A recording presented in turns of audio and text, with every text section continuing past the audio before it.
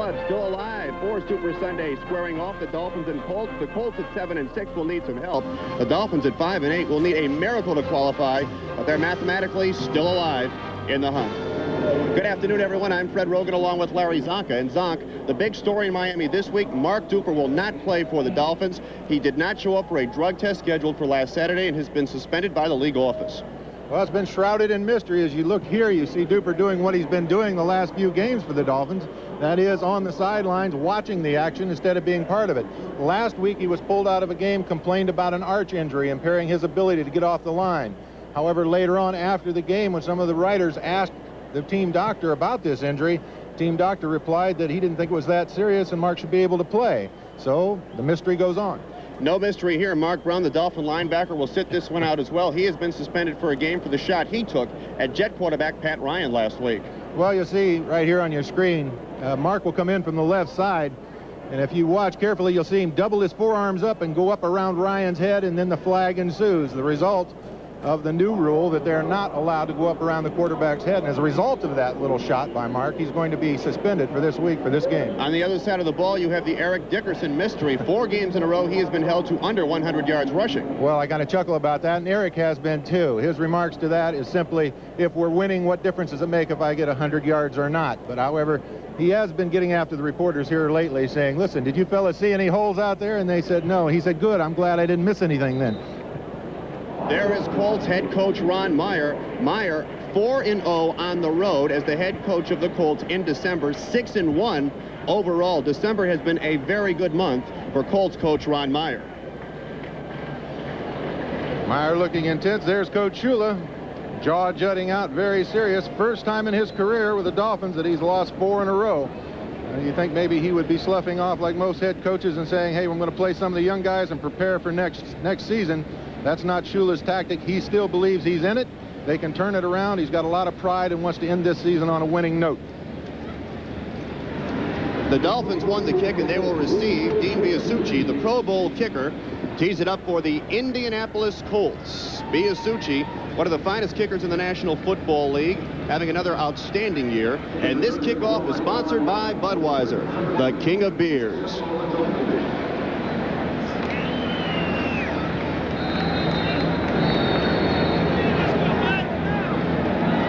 Indianapolis and Miami. Joe Cribbs and Lorenzo Hampton deep for the Miami Dolphins, awaiting the kick of Biasucci.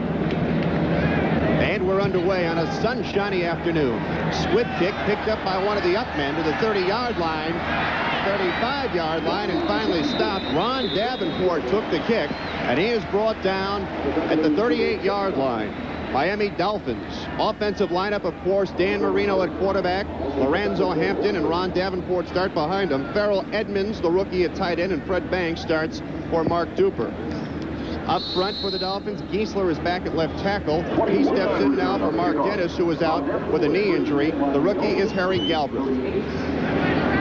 Dolphins starting first and 10 from their 38-yard line. The running backs, Troy Stratford, gets the call now, starting in the backfield. Stratford, and takes the handoff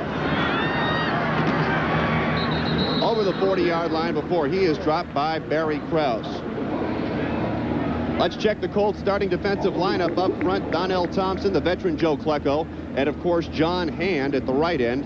Linebackers, O'Brien Alston, the rookie. Ron Meyer very high on him. Fred Young, Barry Krause, and keep your eye on Dwayne Bickett. Back deep, they've had some trouble with injuries. Willie Tullis gets the start for Chris Good, Eugene Daniel, Craig Swope, and Mike Pryor. And if the Dolphins go to the air quickly, they may try to pick on number 42's on Willie Tullis.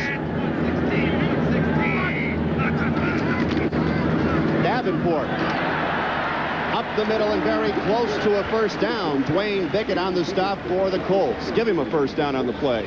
Well, he's running tough. Davenport's getting a little break here. They've been using Bennett, giving Davenport a look-see. He's been their number 1 running back before. He's got set down for a while. Bennett took over.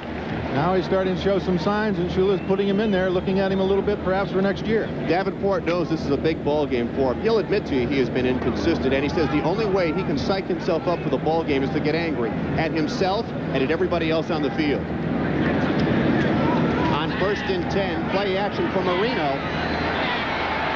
and he simply dives down at the 50-yard line. John Hand was pressuring him for the Colts. Well, Marino hasn't been sacked in some time. As a matter of fact, it was the last time these two teams were together that he was sacked, and I believe that was Dwayne Bickett that sacked him on that occasion. He hung in there pretty good. He's run into a little skepticism by some of the media in the Miami area, saying, if anything, he's been throwing a little too quickly. He's been a little afraid of that blitz and trying to throw the ball too quickly, not making the connection. Pickup of a yard. 2nd and 9. We're just underway from Miami. No score in the ball game. Davenport and Stratford behind Marino. With time, he's got Stratford. And he is close to the first down. Fred Young, the linebacker, on the stop, along with Craig Swope. Stratford does a nice job. He's one-on-one with Dwayne Bickett here.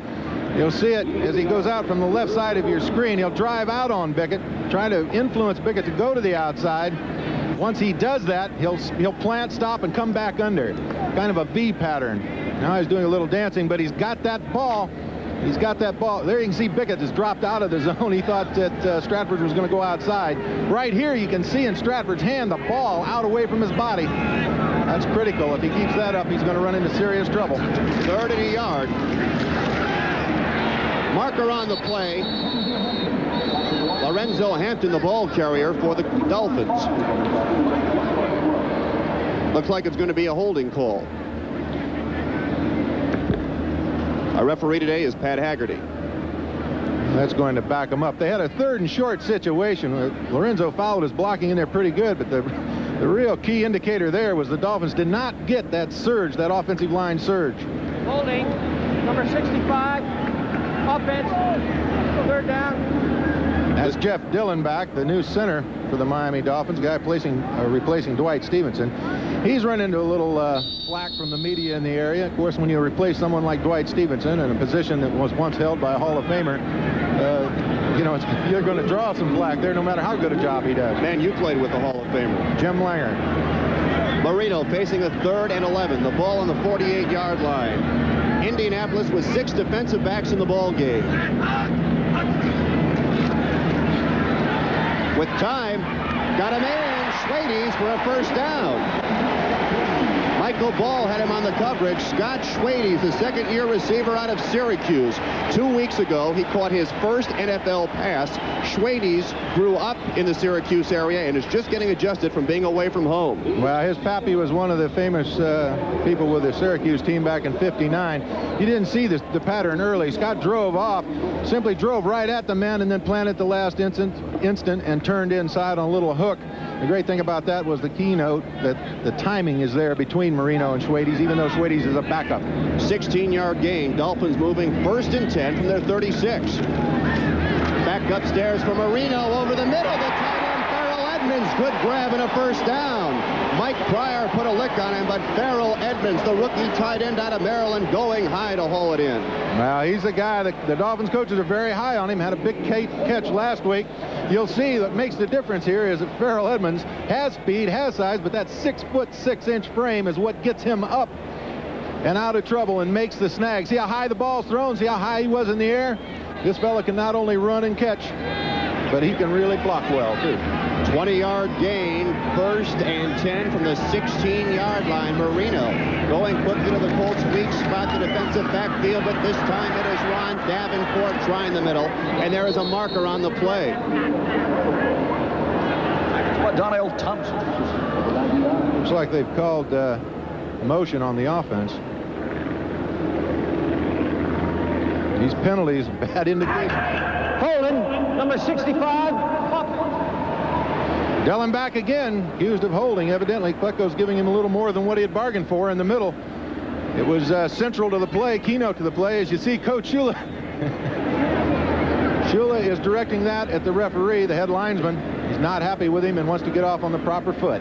Don Shula has not been in a good mood this week. His team has been struggling. He loses Duper. He loses Brown. He could explode at any point.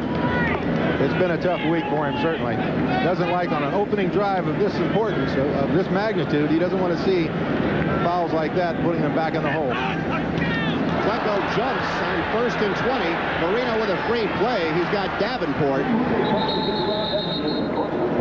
There's some games going on between Dellenbach and Klecko right in the middle. I don't know, perhaps Dellenbach is doing a little wrist action with the ball. You'll see Klecko right in the middle of your screen there. Klecko's coming across. Now, the question is, did Joe come across because there was movement on the part of Dellenbach's hand on the ball? It looked like Joe Klecko was looking up towards Marino and saw a little movement in Marino. His job when he's the nose is to watch that football. Sometimes the offensive center will do a little extra grip or a rotation of the wrist on that ball to draw the penalty. Offside. Defense. So the Dolphins elect to take the 5 yards and make it a 1st and 15. A lot of centers are starting to move that ball a little bit on Joe Klecko, aren't they, Larry? Well, Klecko gets up there. He's had some knee problems, so he tries to get that early jump. The centers know it. As a result, they try to draw him off. You can see how close he is right here in the middle of your screen, right on the yard marker, right over the ball. Lorenzo Hampton over the left side. Fred Young and Craig Swope. Let's check scores from around the National Football League. The 10-minute ticker, Seattle and New England. That game has a great deal of bearing on the Colts and the Dolphins just underway. Giants with an early lead. Still very early around the NFL. Not a lot of scoring yet. Detroit leading Green Bay. Lions just signed Mouse Davis as their new offensive coordinator. Put that run and shoot in. 2nd and 12. Over the middle to the tight end, Edmonds. He's driving a man down to the 2-yard line. Man caught the ball in double coverage, had 2 men on him. I believe it was Young and Krause on the inside, literally dragging on him. We'll get a camera right from behind Marino. You're going to look at it just the way he saw it, and you'll see number 80, Edmonds, come into your screen from the right side, over the middle. You'll see the linebackers close on him. And here, he just raw power. After they hit him, he just drags on in almost to the 2-yard line. 15-yard pickup. Farrell Edmonds, big, strong rookie out of Maryland. Dolphins 1st and goal from the 2. 434. Hampton up and short. Well, it was a great jump by Hampton, but the pile was held. The defensive line managed to stymie the offensive line and create the pile on the offensive side of the football, the line of scrimmage. As a result, it was just too far for Hampton to jump. Shula's not happy with that. Got his hands on his hips. Woody Bennett has checked into the ball game now for the Dolphins. Just under 8 minutes to play here in the first quarter. No score, but the Dolphins are threatening. Hampton and Bennett in the backfield on 2nd and goal. 34. Up and over this time. Touchdown, Lorenzo Hampton.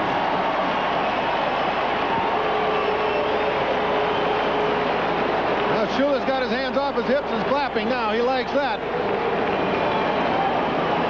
We're going to get another look at it. You'll see it right here. The Colts do their job. They stymie that offensive line.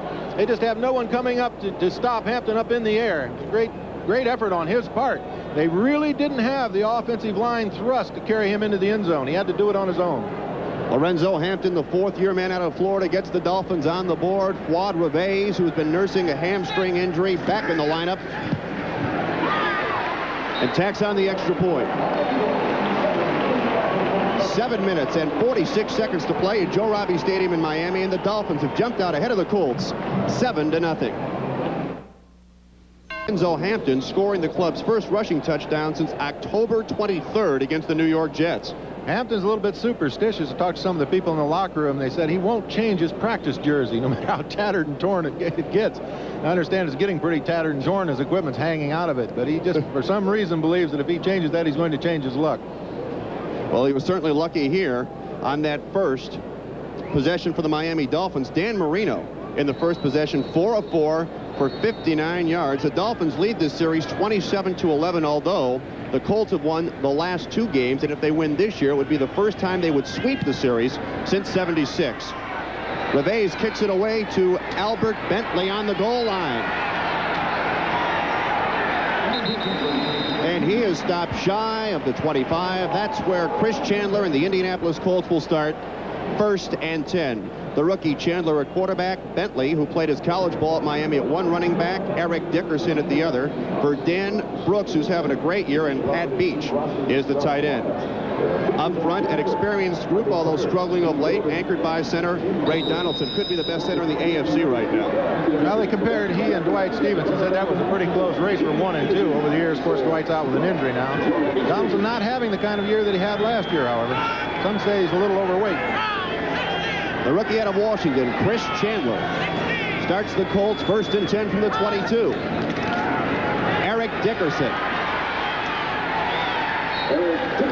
to the 27-yard line before he is stopped by the outside linebacker, Hugh Green.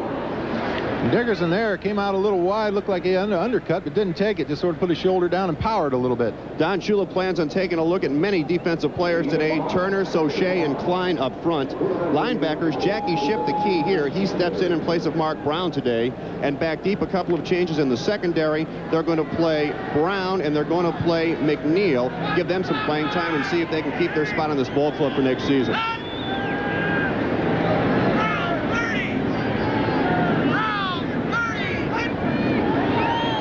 Boyer in motion.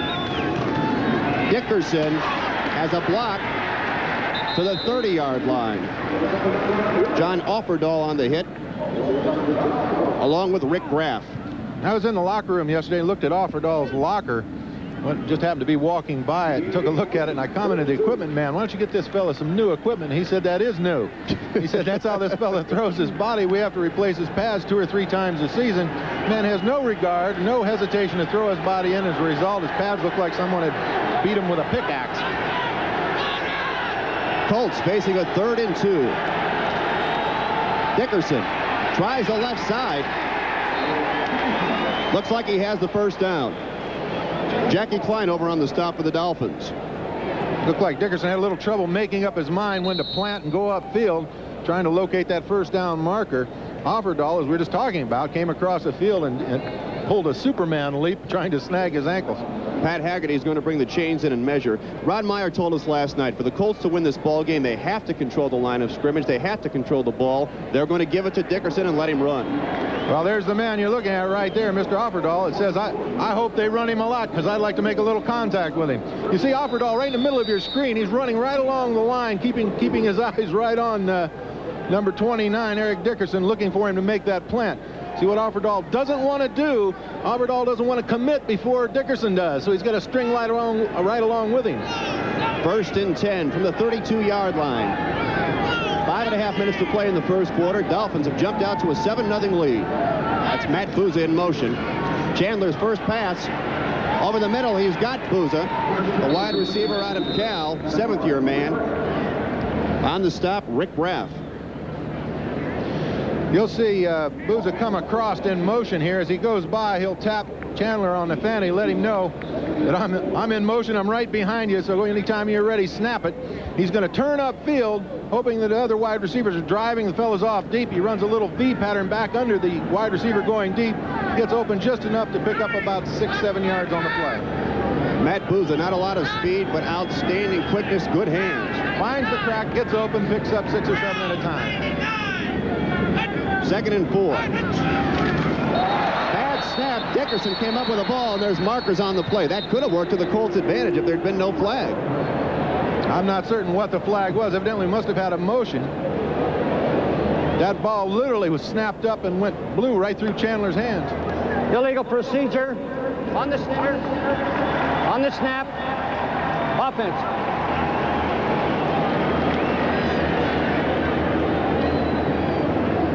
Well, there, Chandler left without the ball, went straight up in the air, and Dickerson intercepted it on the fly.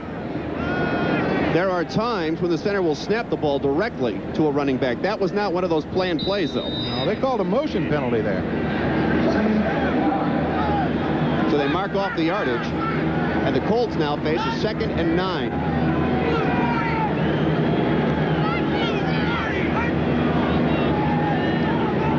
Brooks in motion. Chandler's second pass over the middle to the tight end, Pat Beach. Beach making a nice grab right over the middle. He had 2 backers on him. Again, let's check scores from around the league. Giants have now jumped ahead of Phoenix. Philadelphia ahead of the Redskins. Eagles with a great chance to make the playoffs, son. Not dead yet. San Diego over Cincinnati. That's a little surprising. Cincinnati's been looking very strong as of late. And Detroit still with a 3-point lead over Green Bay. Miles Davis must have had some effect up there in Detroit. Colts with 3 wide receivers in the ball game on 3rd down and 4. Dickerson in motion. Inside give to Albert Bentley, and he has first down yardage for Indianapolis. Well, that's what Bentley's been saying a little bit to the media. He's a good team player. Ron Meyer told us that yesterday. Said most fellas with the kind of caliber player, the kind of player that Bentley is, would be voicing a good deal of disappointment having to play behind Dickerson. Here you'll see it. They just give him a little handoff right back, run a cross-action trap on the inside, spring him open. They like Bentley, particularly on 3rd and long, 3rd and 5. Anything over 3rd and 5, they'll hand that ball back to him. He's a pretty vicious runner, runs well inside the tackles. Colts moving 1st and 10 from the 46-yard line.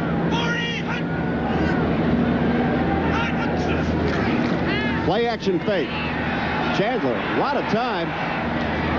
Do they rule it a completion to Verdin? Yes, they do. Shy of the first down. Clarence Verdin, who's coming up with an end zone video dance. Yeah, he was coming at it. I was watching the quarterback back here because they came very close to getting a penalty on the quarterback. As you watch Verdin driving off, they're trying to jam him at the line, hold him underneath, looking for help late. Of course, 28's all over him there. That's Don McNeil. Great catch on the part of Verdin. Don McNeil getting the start this afternoon. Shula taking a close look. There you see Verdin's numbers. Comes up a yard shy, so it's 2nd and 1.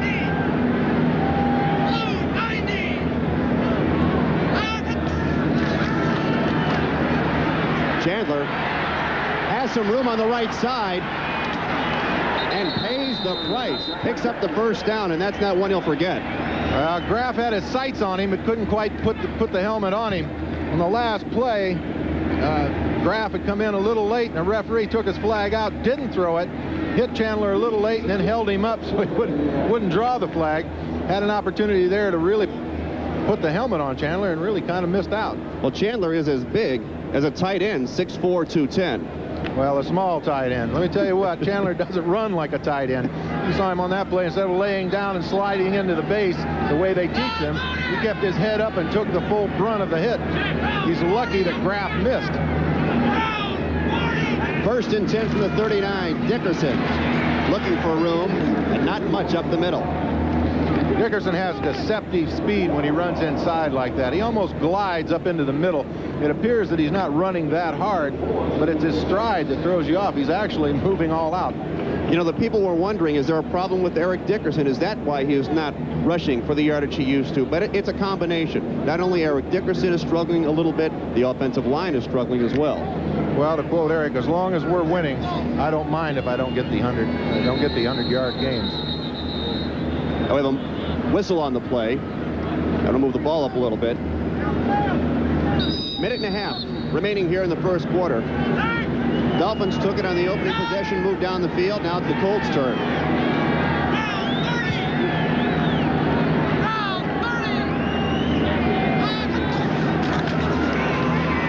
Quick trap to Dickerson, breaks a tackle, breaks another, and he's to the 20-yard line. Same exact play as the last play. They're going to have to stop Dickerson in the middle. They're going to keep firing him in there. We've got a man down from the Colts. Appears to be an interior lineman. You'll see Dickerson just coming straight up the field, taking the ball, inside trap, just like before, only this time, instead of going on up in the middle and getting trapped, breaks to the outside. I don't think we have to say much about his open field running ability. He's a great one. You'll see it right here. They drive O'Shea straight back. Guard swings around, number 65, picks up, and Eric's out in the open. Joel Patton, the man down for the Colts, and while they tend to him, we'll take a timeout. You're looking at Joel Patton, number 65, the right tackle. He was a lead blocker on that last play where Eric Dickerson got tangled up inside, I believe, with Jackie Shipp. Twisted his knee a little bit. They're taking a look at it. Kevin Call, number 71's come in to replace him. 50 seconds to play in the first quarter. Chris Chandler and the Colts. 1st and 10 from the 20. It is Dickerson looking for room. Gets to the 15-yard line before John Offerdahl sticks his head in the middle of the pile and drops him down. Don Shula has been concerned all season long about his club's defense. It seems they either play very well or very poorly, and they've had trouble stopping the run. Well, they have. Yeah, they're way low in the ratings against the run. Of course, that's no place to be when you're facing Eric Dickerson.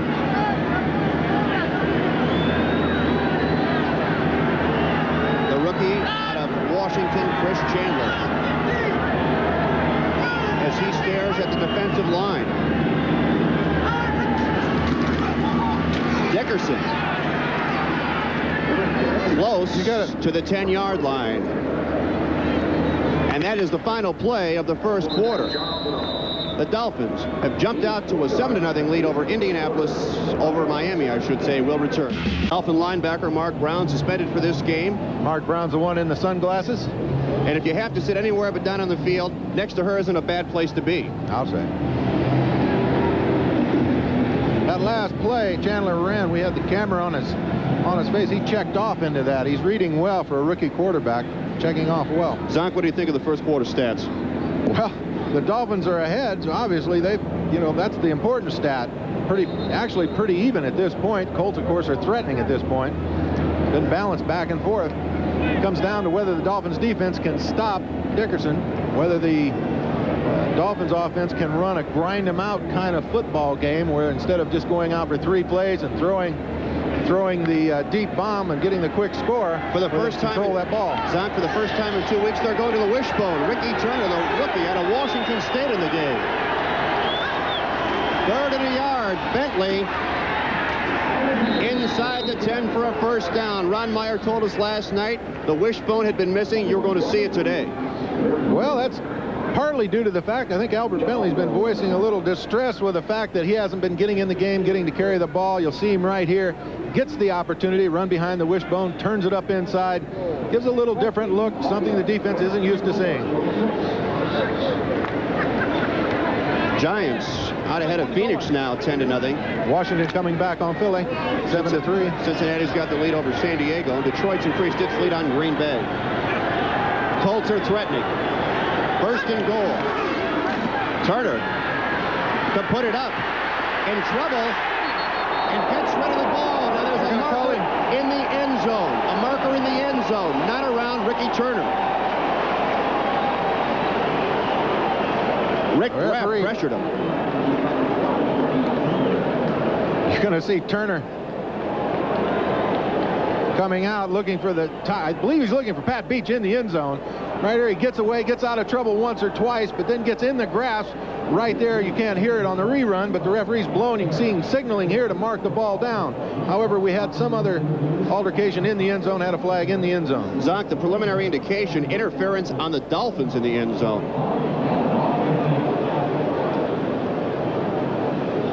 Pat Haggerty and crew tried to sort things out.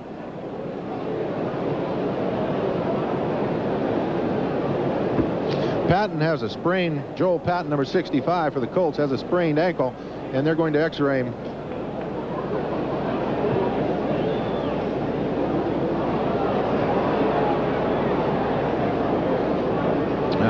Pat. That's the old Pat. That's the old Pat signal. I don't know if we can see it here. The tight end, Pat Beach, is in the end zone. It appears that a defender has pushed him, given a legal juke downfield. They've declined the penalty. You know what they'd run? The tackle eligible. That was Brian Baldinger in the end zone, 62. We saw them run that play against Green Bay. Baldinger was hauled down, so Ron Meyer, who was running a reverse out of the wishbone and a tackle eligible, went to the play in that situation. Baldinger has good hands, too. He scored before during this season for them. We're going to get an official. We can't hear him through his microphone. Evidently, he's going to the sideline to talk to someone upstairs. Well, they're going to change his microphone is what they're going to do. This is a technical timeout. Who's this charged to? Is this charged to the head referee? If we've told them once, we've told them 1,000 times, spend the 50 cents and buy a new battery for that thing. Tell you what, gives a little breather to the Dolphin defense.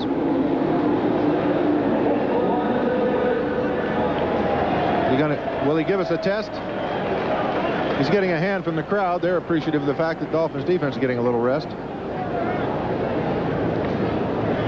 Just underway here in the second quarter. Dolphins are leading the Colts 7-0. Indianapolis now facing a 2nd and goal. The ball is back on the 16-yard line. Chris Chandler's been getting 2 or 3 close-up looks of Rick Graff. Once on a blitz when he picked him up and just caught hold of Chandler right as Chandler turned loose of the ball. And then, of course, when Chandler scrambled, Graff came up on him, and on this last play had hold of him.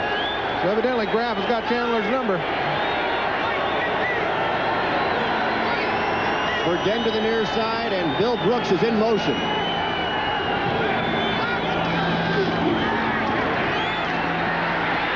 Gets rid of the ball, and it's dropped. He was looking for Pat Beach, but he couldn't hold on at the 10-yard line. Beach was covered inside, made a valiant effort to hang on to that football. Chandler stood his ground, much like a veteran, not a rookie. You'll see it from the end zone here. He drops back into the pocket, drops deep, steps up into the pocket, takes a long read. He's looking at Beach right there. He sees, I think that was Graff coming from the left side. It wasn't intimidated by it. It was a reasonably good throw. Takes a lot of gumption on the part of a rookie quarterback to stand in there like that with so many people coming at him. Colts now have Bentley and Dickerson in the ball game on 3rd and goal. Dickerson, marker on the play.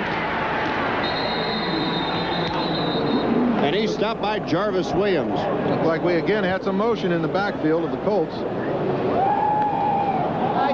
Defense, number 70. Number 70, Sochi, inside. Good thing I'm not a referee, isn't it? Shula's not happy with that. And that's the kind of penalty that really hurts you. You had him 3rd and 16. You stop him. Now you give him another crack. That's exactly right. I'll tell you what really upsets Shula is that nose tackle's the last guy in the world that should be offside. He's staring right at that football.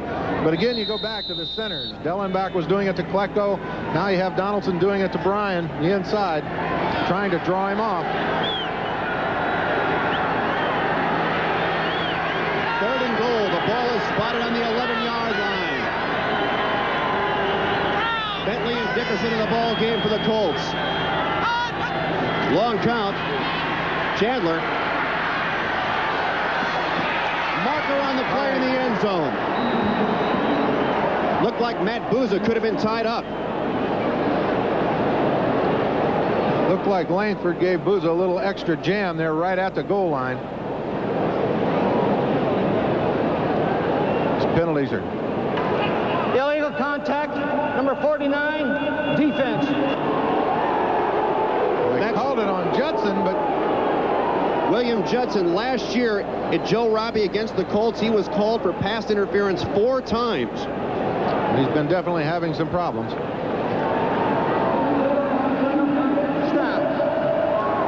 And they get a first down out of it.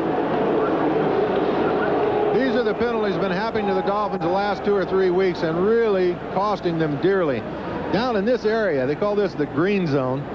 The other team's going in to score. It's just imperative that you play letter-perfect football. Without it, give them a first down on the 5-yard line. Colts with new life. 1st and goal.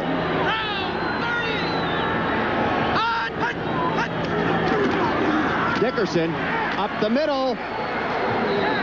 And the official calls touchdown Indianapolis. Well, we had one linesman official call a touchdown. The other official did not.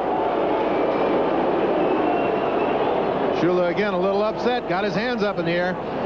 Whenever he puts his hands out, palms up, and then does the fist routine, you know he's talking to an official. He likes Haggerty. That's why he's got a smile on his face. I think that's pretty self-evident what he meant by that. We can all understand that gesture.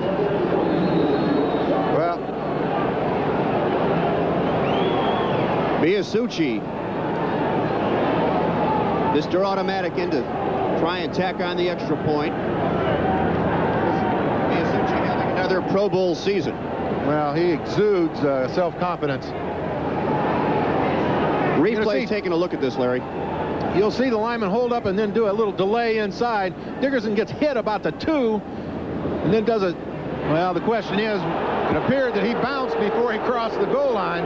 You can see the official in the top right corner of your screen looking right at it. He did not call it a touchdown.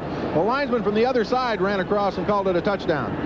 You get a little better camera angle on it right here. You'll see his hip hit before the ball crosses the goal line. There's an official standing right in front of him. Bill Swanson, the replay official. It is a reversal. The ball we placed on the 2-foot-yard line. I don't think there's much of a question about it. After we looked at it, you could see his hip touch the ground before he put the ball in. One of the referees standing right in front of him did not call it, had a good look at it. Fella from way over on the sideline, linesman came running in calling it a touchdown. He's been reversed. Eric got on the phones to talk to him about the fact that he thought he had it in there. No, he was talking to his offensive coordinator. They're already plotting the next play. There you see Dickerson's stats. 2nd and goal from the 1. Oh, Dickerson stacked up. Wow, was he popped. I don't know if that was Ship or Grab or Offerdahl. Appears it was Offerdahl. John Offerdahl came up and met him. Remember what I said about Offerdahl's equipment? This is why Offerdahl's equipment looks this way. You'll see it right on the right side, about the middle part of your screen. As he goes up, Offerdahl stuffs him. And that's quite a back to stuff right there. Offerdahl, a kamikaze pilot, sacrificing his body. They say after a ball game, it takes him 3 hours in a whirlpool. You'll see it right over Dickerson's shoulder. As he goes up, you see Offerdahl going up at the same time. It's kind of a neutralizing effect. Out of the wishbone, Turner. Is he in?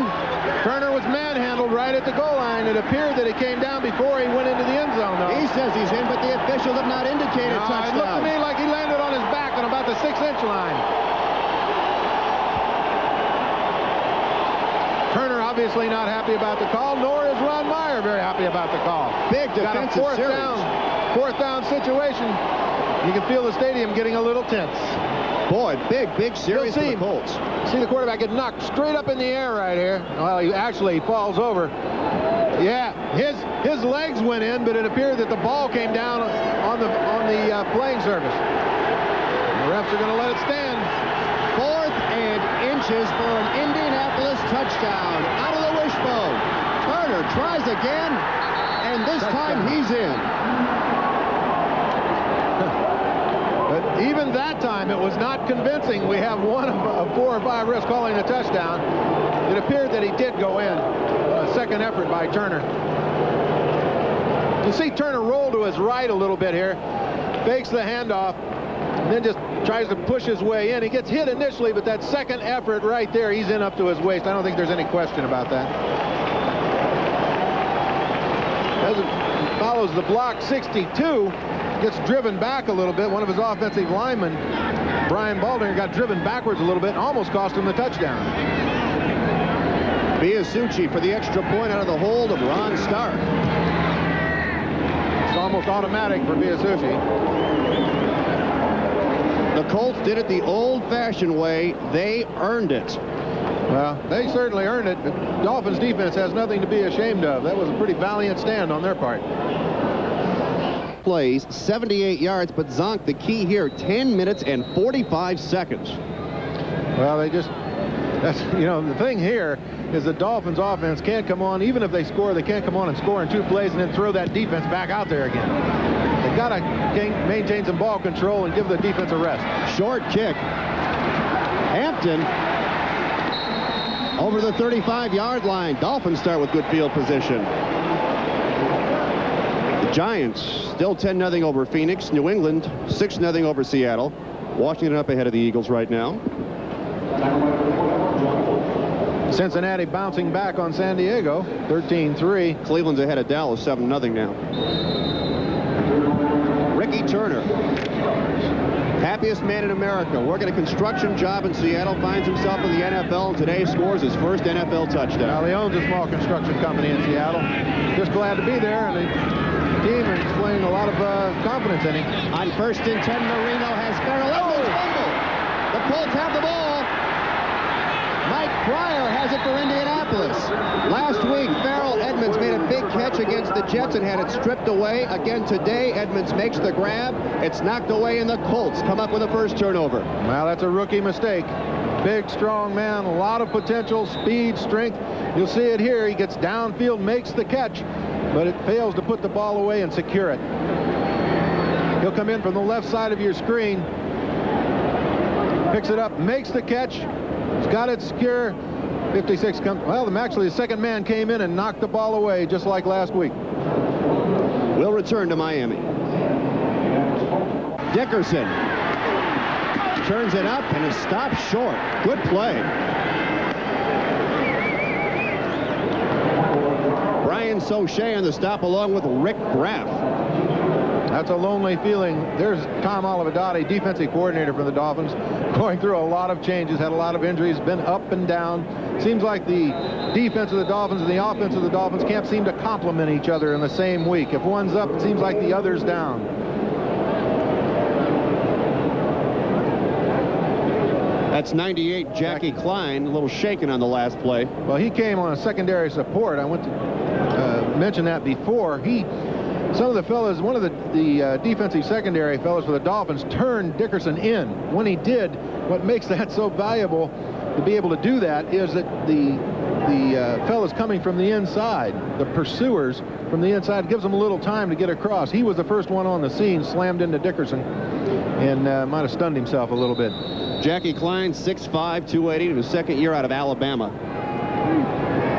For him to be pursuing that far outside, he's into this game, particularly down this close to the end zone, because his reaction at the snap of the ball is to be pinch in a little bit and look for them trying to blow off tackle. He did that, then recovered, ran to the outside. When the defensive back turned Dickerson in, was there to make the tackle.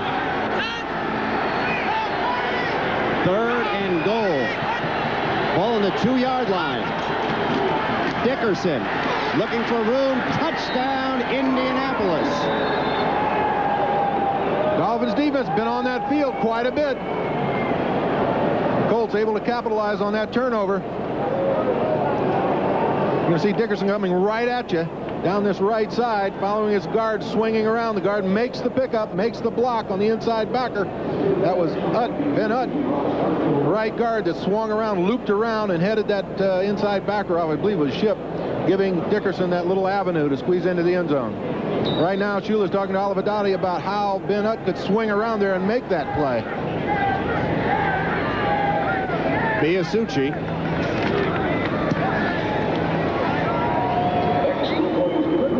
Colts taking advantage of a Dolphin turnover. And now Pat Haggerty is talking things over. Indianapolis leading it 14-7. We'll be back. So Robbie Stadium, the Metropolitan Life blimp, piloted by Mike Fitzpatrick of Newport, Rhode Island. It'll carry the NBC camera for the Orange Bowl and the Super Bowl games.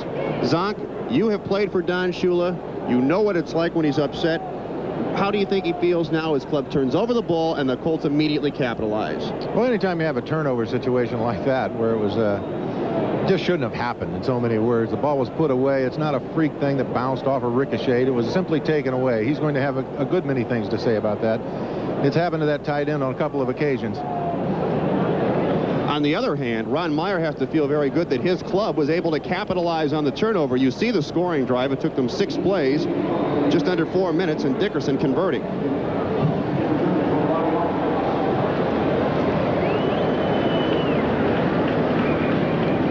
Ron Meyer knows his club has to continue to win, and he told his players before they left Indianapolis, don't worry about anybody else. Just take care of your own business on the field. We've got to win. Let everybody else worry about themselves.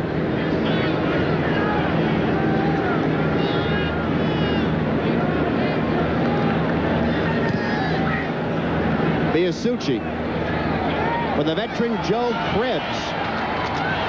Cribbs has some room.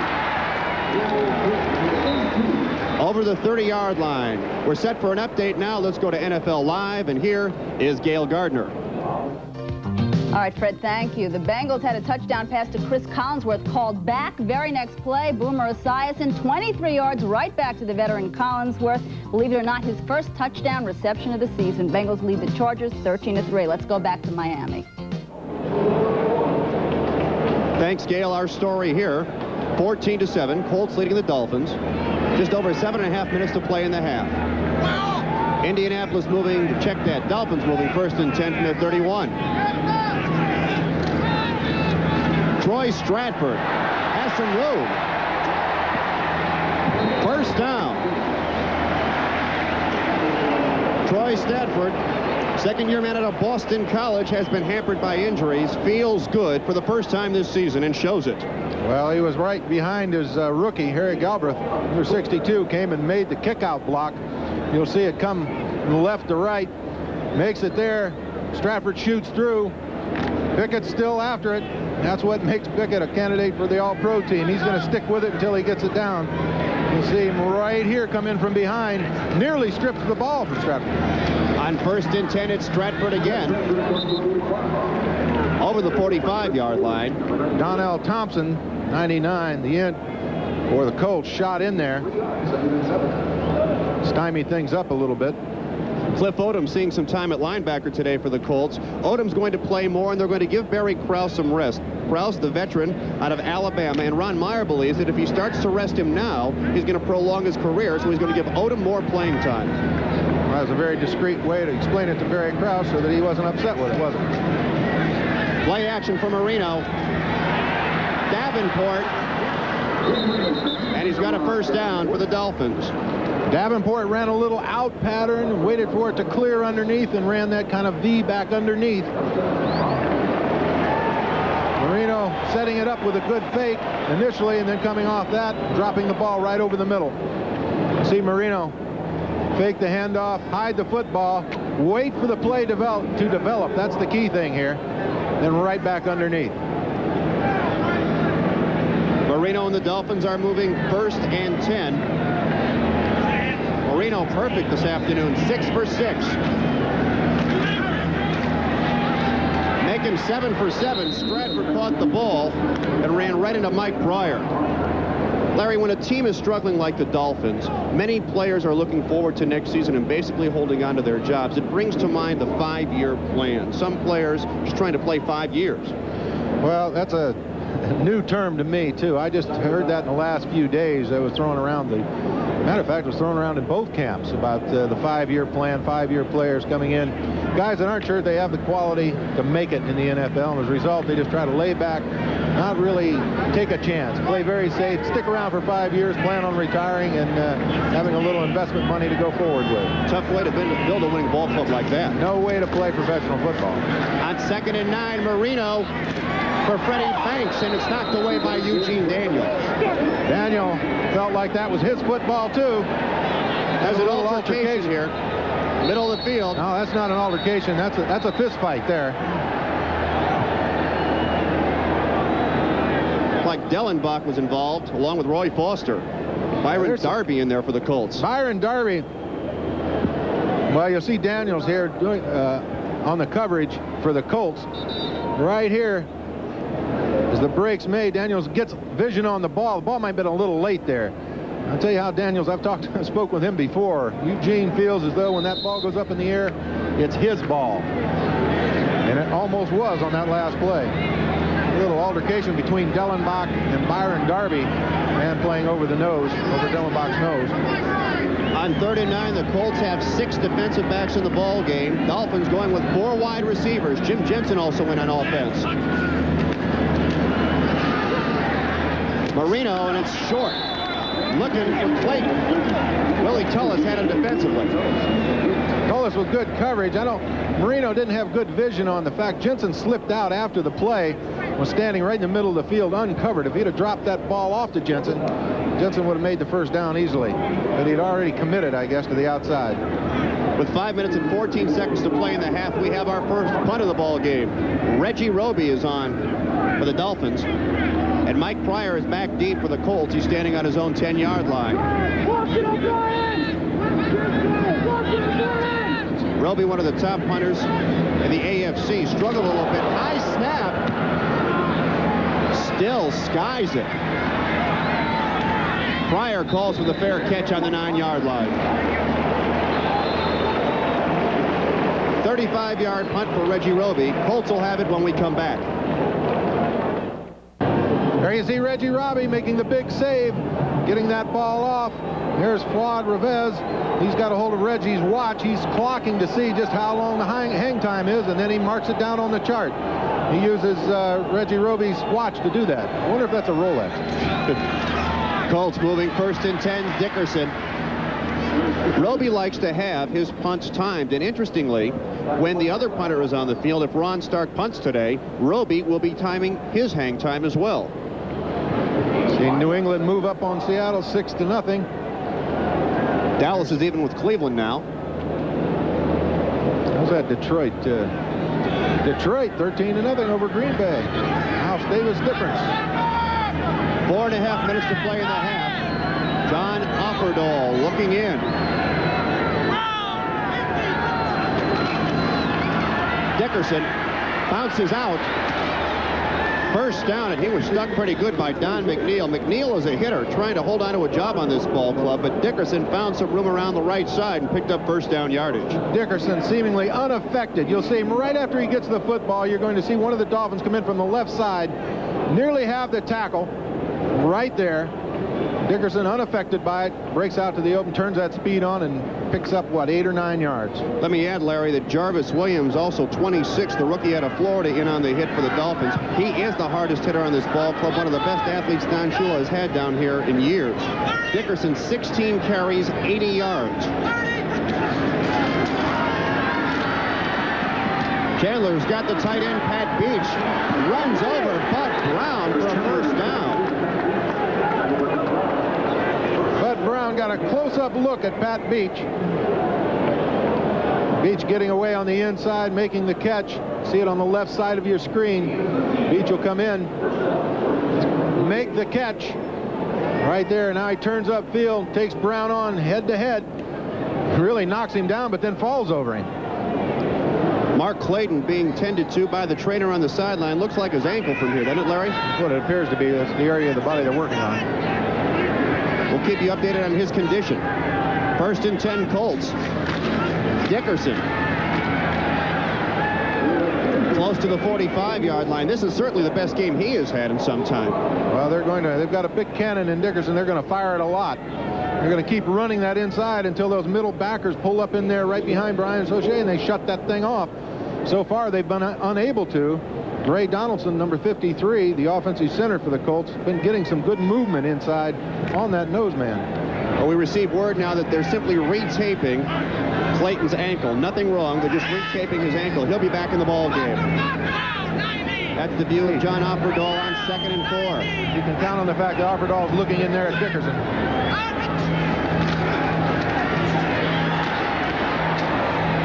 Inside Dolphin territory for a 1st down. Jackie Shipp on the hit. Randy Dixon doing a good job of blocking for Dickerson on that one. Absolutely. Again, go back to what we alluded to earlier. This ball control offense of the Colts just Boyer in motion right here, reverses field, then right alongside of Randy Dixon, the left tackle. They come back around all the way from the offside, turn into the hole, and there's blood and guts football. That's ball control offense right there being practiced by the Colts. They've got the horses to do it, and they're running them. That's the way you used to play football, wasn't it? We had some people that were capable of doing those kind of things. It was fun when you have a couple of offensive linemen tied in that'll block. You get them up into that hole, and it's just more or less tell you, here we come, do what you can to stop us. Yeah, but the difference was you would run over more defensive players than they would run over you. Yeah, well, fear's a great motivator. When you get down to those defensive backs in the backfield there, they're not so bad one-on-one. Larry, got to have those horses up front. Last 2 minutes of the first half, winning time for the Colts. They have scored in the last 2 minutes of the first half in each of their last 6 wins. Dickerson. Not much there. They're using Boyer back and forth. Had him in motion that time, brought him out to the left side. Dickerson got the ball, followed Bentley right inside. This is pound-em-out football. They're going straight at the Dolphins. Tell you what, this kind of temperature, this tropical sun, it's got to wear a fella down. Defensive players for the Dolphins have been on the field a long time. 2nd and 8. A minute and a half to play in the half. Chandler looking for Brooks. He's got it. Good catch. Good Great catch. play by Brooks. What made that a great play is he managed to get his feet down, knew right where the sidelines were, ran a play straight down, right into Langford's face, planted, turned back, the ball was there, great timing, he managed to get his feet down. Clock running. A minute 5 to play in the half. Floods have 3 timeouts. You're seeing Chandler check off right here. Complete to Brooks. It takes Langford for a ride down to the 20-yard line. Chandler's one smart rookie quarterback. Looked at the defense, realized he wouldn't have it to the outside, checked off for a quick slant to Brooks coming down hard to the inside because he knew he had one-on-one coverage. You'll see the quick slant when you look down from the blimp right here. See Chandler looking across. Here it comes. Brooks just took it to the inside. We'll be right back.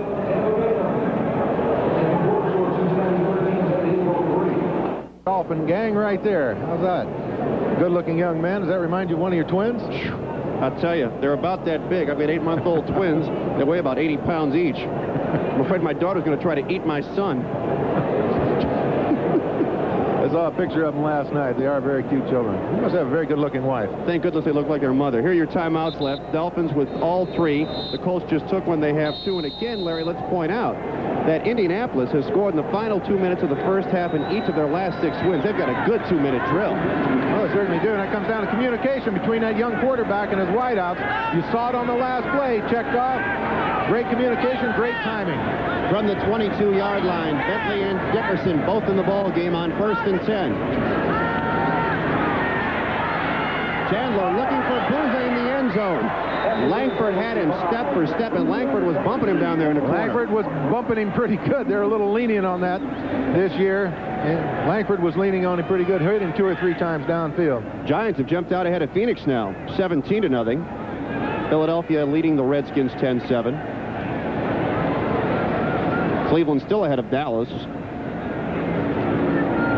Detroit maintaining that edge over Green Bay, 13-0. Miles Davis was a coach that replaced Lindy Infante, the head coach at the Green Bay Packers in the USFL. There's a little animosity there. I'm sure that'll turn out to be a good football game. You see the time remaining in the half. Dickerson in motion. On 2nd and 10, inside gets up Bentley. Wrapped up by 99, Rick Graff. The Colts take a timeout, and we'll do the same.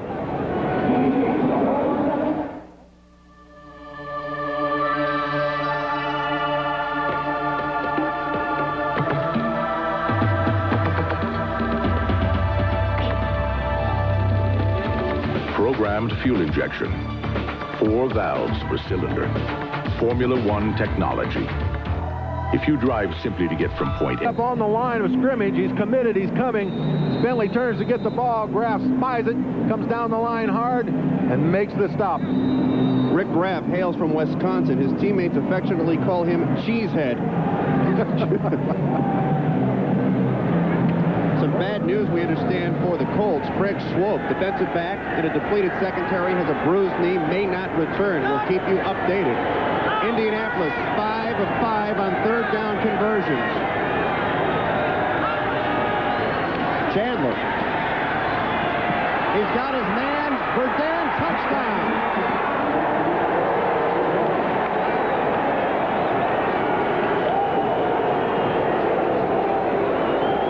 He beat Renee Thompson and Jarvis Williams on the play.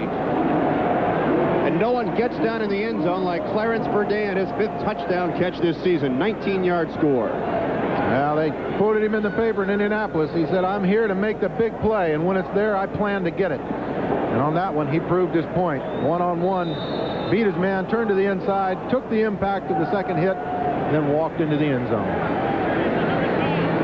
Biasucci's been a busy man.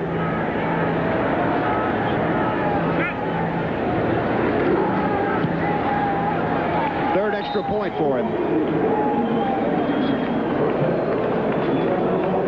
He's a happy fella. You're going to say why right here. They're trying to jam him on the line and stay right in his face. He gets loose, but here's where he makes the move. He feels the second man coming up on him, leans inside to make the catch, gets that good open lane. Yeah, he gets it. I wish I could raise my knee that high. Great dance. A little Michael Jackson special. You'll see it here on the right side of your screen. As Verdun goes down, he gets a little edge inside, turns into the football right here. Gets that open lane between he and his quarterback, and then muscles his way in and does his dance. After the season, I understand that he is going to put together an end zone dance music video, the Clarence Verdun dance video.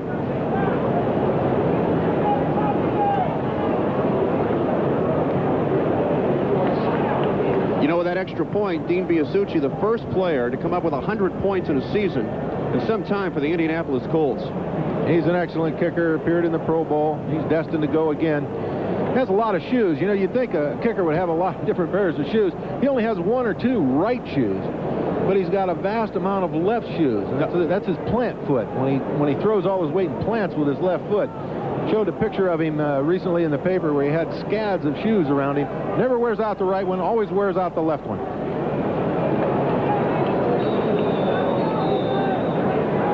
Hampton and Cribbs are deep for the Dolphins. 32 seconds to play in the first half. Colts are leading 21-7. It's Cribbs from the 6. He's sliced down. There's a marker on the play. John Brandeis chopped him down, but there's a penalty flag on the play. Cribbs, the veteran out of Auburn, has really shored up the Dolphins special team since they acquired Block him. below the waist. On the return, number 11. Blocking below the waist on the Dolphins. They'll march it back. Jim Jensen. Number 11, Jim Jensen. Jim Jensen, backup man in all respects. I think he is the third team backup team for the offense of the Dolphins. There was no foul. Disregarded. First down. Evidently, they've decided that Jim wasn't hitting someone below the waist. On NFL Live at halftime, stay tuned. They'll have an interview with Dwayne Thomas, also Bob, Ahmad, and Gale. Scores and highlights from around the National Football League as the playoff races tighten up. Here, there's 26 seconds to play in the half.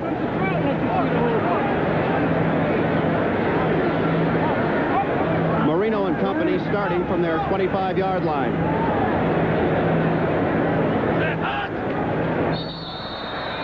John Hand jumped through. Not much question about who did that, who did what to whom there. I think even you viewers at home could hear it. That's voice inflection. Marino got away with it, triggered him right off the ball. Encroachment. Defense with the timer. Thank you very much. John Hand, third-year man out of Alabama, 6'7", 298. Don Shula's not happy about anything today. You'll see it. You see Marino's head almost nod by how loudly he hollered to Hut 1 on the first count there. 4 wide receivers in the game for the Dolphins. He hit Stratford out of the backfield. Stopped shy of the first down. Keep in mind, Dolphins have all their timeouts. And they'll use one right here. Yeah, they had to. They were holding Stratford. One of the defensive backs were holding Stratford on the ground, not letting him up. Saw him try to fight his way free. All right, Zonk, you're down 21-7. You've got 17 seconds to play here in the first half. You played for Don Shula. What is the thinking? Run out the half or air it out? He's got to try to get the ball down in striking distance for a field goal is what they're after here. Not enough time to go for the big one altogether, but certainly trying to get the ball down in the middle of the field, quick outs or whatever, then try hopefully to draw a penalty or something where they have that extra few seconds to get in there and kick the field goal or go for broke. You know, Don Shula, tough situation. He is 0 for the AFC East this season, 0-7 against the AFC East. Let's talk about the West. Second half of our big doubleheader here on NBC. Somebody has to win the West, whether they like it or not. It could be the Raiders. It could be Denver, and that is the second game of our doubleheader. It'll be a big one from the Coliseum in Los Angeles. 17 seconds to go. He asked me what I would do as long as I have a quarterback like Marino. You got to put that ball down there and put it down deep. Banks has been showing a lot of potential. He's coming on strong. He's a burner. Number 86. 3 wide receivers to the near side of the field. Long ball for Banks. He's got it. He's out of bounds at the 10-yard line. Did someone say something about Banks? I think so. Freddie Banks out of Liberty College, getting the start in place of Mark Duper. Well, that's what I spoke about him. He's the burner, blows right by one man. second man knows he's in trouble. Banks is already up to full speed. Makes the catch, gets knocked out at the 10-yard line. Ran past the rookie Michael Bull out of Southern. The story on Freddie Banks, drafted by the Browns, was a starter with that ball club. Said the pressure was too great. He couldn't perform. He couldn't deal with the success. Had problems, was waived, then signed by the Dolphins. Last week, 3 receptions, and he could become a key member of this ball club. He's found a home here. The ball's on the 10-yard line, 10 seconds to play. Comes a blitz. They got rid of the ball. He tried to drop it off. Marino read the blitz. Both backers coming hard on the inside. Turned to try to drop it off to Stratford. Threw the ball a little too quick, if anything, and threw it behind Stratford. You're going to see it, both coming from the right side of your screen. Number 39 and number 50 coming inside. And he just, that's the reason Marino doesn't get sacked very often. He's got that capability. He reads that blitz and throws it so quickly. Matter of fact, that time he threw it a little too quickly.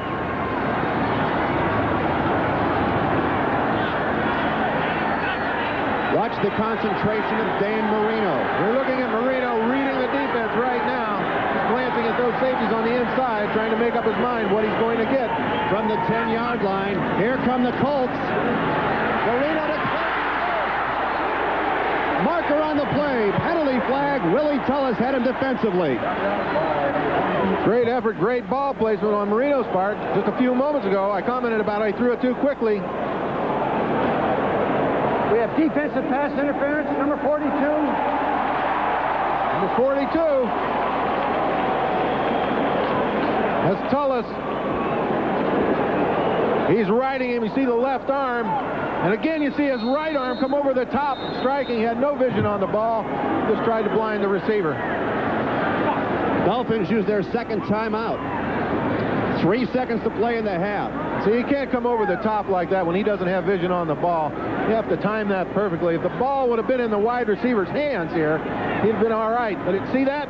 He's up and trying to do it. Pulled his right hand away before the ball was in his hand. Larry, we've talked about the Colt defensive back woes, and now you see a perfect example. Willie Tullis very upset. He got the start today, playing for the injured Chris Good. He didn't like the call. Willie's right. He shouldn't like the call. It was so close, but it has to go one way or the other. Close doesn't get it. You're going to see his hand strike the receiver's hand right there before the receiver had the ball. That's interference. Willie knows it, the receiver knows it, and the referee knows it.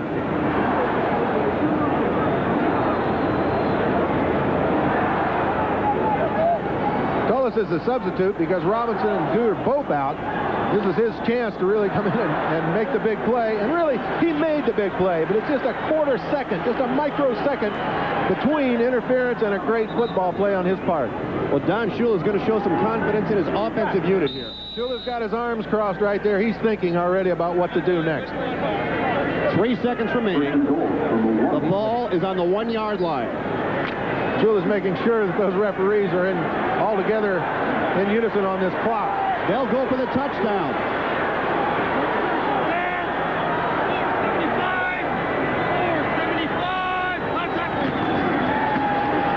Hampton, and he's held short of the goal line. The Dolphins gambling, and the Colts equal to the task, keeping Lorenzo Hampton from the goal line. Big defensive play. Eugene Daniel in there. And the play is still going on. A scuffle on the field. That's Galbraith, the rookie, and I think Dillenbach is at the bottom of that. They tangled up with Darby, Donnell Thompson. You're going to see this play as Stratford tries to go over the top. This is not the first time the Dolphins have been held in this situation, in a crucial situation. He's got to make the play. They didn't get the movement by the offensive line. They don't have the power running back blowing out. Well, he's trying to give it a little hip English there to get it in, but it's just not there to be had. They've got to find a larger running back to blow that ball into the end zone. NFL Live halftime activities can play there. The Colts holding the Dolphins. Well, there's some fellas there that are accountable for that. Krause, Young, Bickett, the linebackers for the Colts. You know, you got to praise them. They did a great job to stop it. On the other hand, you look at the Dolphin side of it. They need a large power running back. Need some guys up front that can make that surge and guarantee that ball going in the end zone. Well, there you have Don Shula. showing some confidence in his offensive unit, and they were unable to push it across. Well, it's happened to him before, 2 or 3 times during the course of the season. And this second half kickoff is brought to you by Budweiser, the king of beers. LeVay's lines it. Verdun trying to get to the outside. There's a penalty marker at the 25-yard line. Marker on the play. During halftime, this is what was going on down on the field. The great toy race. Youngsters from around the Miami area were allowed to run out to the middle of the field, collect toys for a period of 2 minutes. Any toy they were able to get a fumble right there. But any toy you were able to bring off the field in a 2-minute period, you could keep, and the rest were donated to Toys for Tots. That's how the first and second rounders get their bonus money right there. On the return, first down.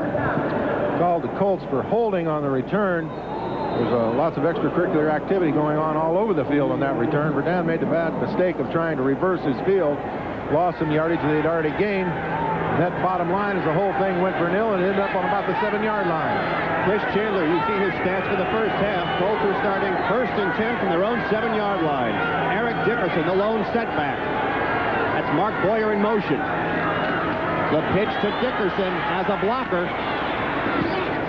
Bangs it over the 10-yard line.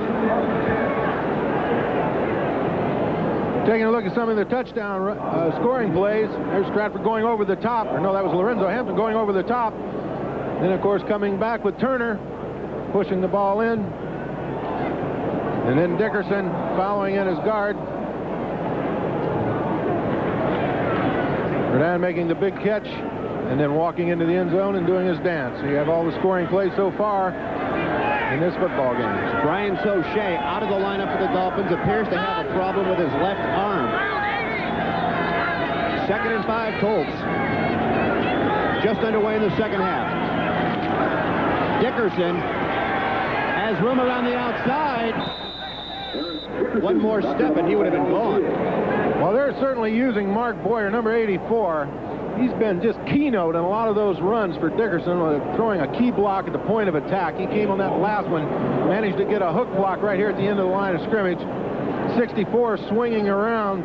Bennett makes another key block in there. Dickerson, when he gets that, where he gets that edge sealed off, the end of the line sealed off, and he's in the middle of the field like that, his speed is so great that he can just burn to that sideline. Even though he's driven out of bounds by the defensive backs with the angles, he still picks up 8 or 9 yards. 1st and 10, ball from the 24-yard line. There's Boyer in motion again. Dickerson not able to get away from Mike Lambrick this time. Lambrick, the second-year man out of St. Cloud State, 6'1", 274. He's fighting for a job. Well, that was the same play we've seen earlier with Boyer in motion, reversing his field. One of the guards or tackles coming around from the left side. You'll see it here as Boyer reverses his field. The left guard pulls, Dixon pulls and comes around. There's the nose man driving in. Number 69 man, Mike Lambrich, making the big play. 64 had the job of trying to cut him off, couldn't get it done. He took the inside gap and beat him into the inside. Got a hold of Dickerson's ankle. Loss of 3, 2nd and 13. They're moving from the 21-yard line. Brooks in motion. Chandler over the middle to Brooks, and he drops the ball. Hit him right in the hands. Remember in the 2-minute drill, how Brooks would take that play down to the inside. It's almost like Chandler looks at him, gives him a little nod, like, go ahead and take it. I know it's there. And then Brooks just hammers down to that inside very quickly. You'll see him. He's coming across. Right here, he turns upfield, takes a look, comes back underneath, has a little edge right there. Hey, the ball was there. That was a mishandled ball on the part of Brooks. Chandler is timing up well with his wideouts, being so young, inexperienced. Both Dickerson and Albert Bentley in the ball game. On 3rd and 13. Pump fake for Chandler. Better get rid of it. Instead carries the ball and pays the price. T.J. Turner had a free pop at the quarterback and he took it. You're going to see this play from Chandler's point of view. We're right over his shoulder. I don't know if we'll see T.J. Turner come in from the right side. He comes in a little late, starts to pursue. Here you can see him coming up behind him. Turner's 6'4", 280 pounds, and he almost caught up enough to do some damage. Chandler's very lucky that Turner isn't just a step faster. Ron Stark, his first punt of the afternoon, and there is Reggie Roby, who is not timing him this time. High kick, Schwades on the 29. Breaks the tackle, is run out of bounds at the 45. Normally, Reggie Roby would be timing the opposite punter. Well, he missed a great one to time. That was great hang time on the part of the punter. Schwades made a good run back, but what you didn't see, I don't believe, was Jensen, who made a key block on that, sprung Schwades for the last 6 or 8 or 10 yards. There's Jensen right there. He looks like sort of a modern-day Marlboro man or something. He was kind of a raw-boned guy that just sort of takes control, plays any one of 6 or 7 different positions. 43-yard punt and a 16-yard return. So the Dolphins start. 1st and 10 from their own 45-yard line. Edmonds in motion. Troy Stratford found a little daylight and squirted up the midfield.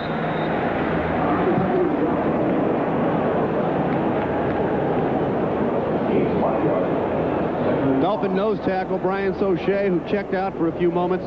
They've taped up his elbow now on the sideline. He should be back in the ball game. Stratford showed a lot of poise there. Had the ball a little early, started to jump out in front, decided to hang back under and follow his right guard, Harry Galbraith. As a result, got the break and made some yardage inside. Dolphins offense has to run some ball control, give their defense a little time off the field. Woody Bennett in the ball game for the Dolphins. On 2nd and 5, Marino with time over the middle to Edmonds, who runs right over one of the Colts defensive backs for a first down. John Holt say hello to Farrell Edmonds. John Holt just met the tree, and I'll tell you what, you got to give Holt credit. He's not that big, but he came up with a big hit. They call Farrell Edmonds the tree. You see why right here. 6'6", 250 pounds, makes the catch, and he's rolling, folks. And Holt sticks that helmet right under his chin. You got to give Edmonds credit. He hung on to that football. 6'6" Edmonds running over 5'10", 179 John Holt. Holt didn't step in there like he was worried about that. On 1st and 10, Clayton has the ball, and Clayton has a touchdown.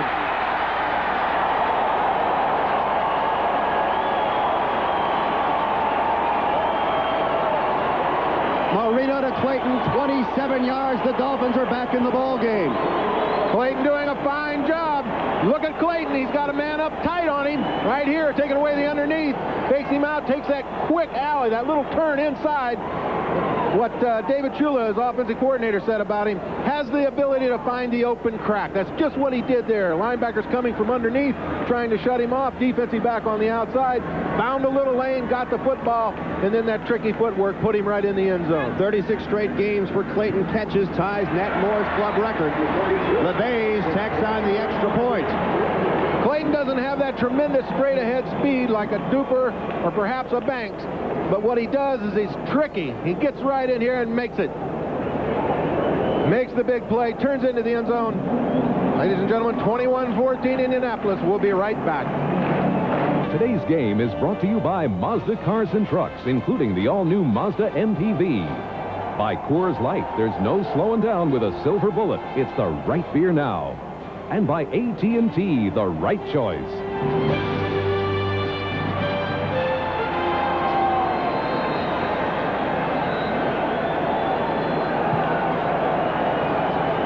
Back at Joe Robbie Stadium, it's Bentley with the ball and the kickoff up the middle. And Bentley stopped shy of the 30-yard line. Miami scoring drive. Clayton on the payoff. 3 plays, 55 yards. Took only a minute and 30 seconds. And when you think about it, that puts the Dolphin defense right back out on the field. Just what we were talking about earlier. Oliver Dottie's big complaint as defensive coordinator. It's great to have a Marino. Great to have these great wide receivers. Problem is, there he is, Tommy Oliver Dottie. Right back behind the 8 ball again because his defense is very tired. Got to compliment the Colts offense for being able to grind out the game. This crowd coming alive in Miami. 1st and 10, Indianapolis from its 29-yard line. Dickerson. Nothing going up the middle. Had a little pep rally on the sidelines with the Miami Dolphins right after the touchdown while we're away at commercial, and it's starting to carry over into the stands. You look at New England, 13-7 up on Seattle. Philadelphia widening the gap on Washington, 16-7. Dallas ahead of Cleveland. Bit of a surprise there. Tampa Bay leading Buffalo 10-0 at the half. And Detroit rolling over Green Bay. No problems. 9:50 to play in the third quarter. Colts from the 33. Dickerson. Of the right guard. Nothing. Zonk, Dickerson averaged 115 yards rushing a game over the first 9 games of the season. The past 4, he has averaged only 61 yards. But he is back today to the level he was in the first 9 games of the season. The first half he was. Right now, the interior of that Dolphins defense is shutting that down. The offensive coordinator for the Colts is going to have to change his strategy a little bit. Dolphins defense is really keying that inside on Dickerson. Chandler facing a 3rd and 3 from the 37-yard line.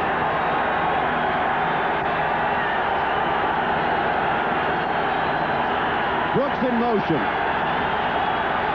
Dickerson trying the left side, picks up a block, and he's held short. Kumaro, the big rookie out of Ohio State on the stop with Brudzinski. Bob Brudzinski, the veteran out of Ohio State, joining in. Brzezinski's looking in. He's got vision right over Beach's shoulder. Sees it. He's counting on that defensive back coming up, turning Dickerson in, which is what happened. When he turned back in, he met up with Offerdahl and Brzezinski. They put the stop on him. Tried the inside with Dickerson, tried the outside. Looks as though the Dolphins defense is keyed into him now. Schwade's deep for the Dolphins.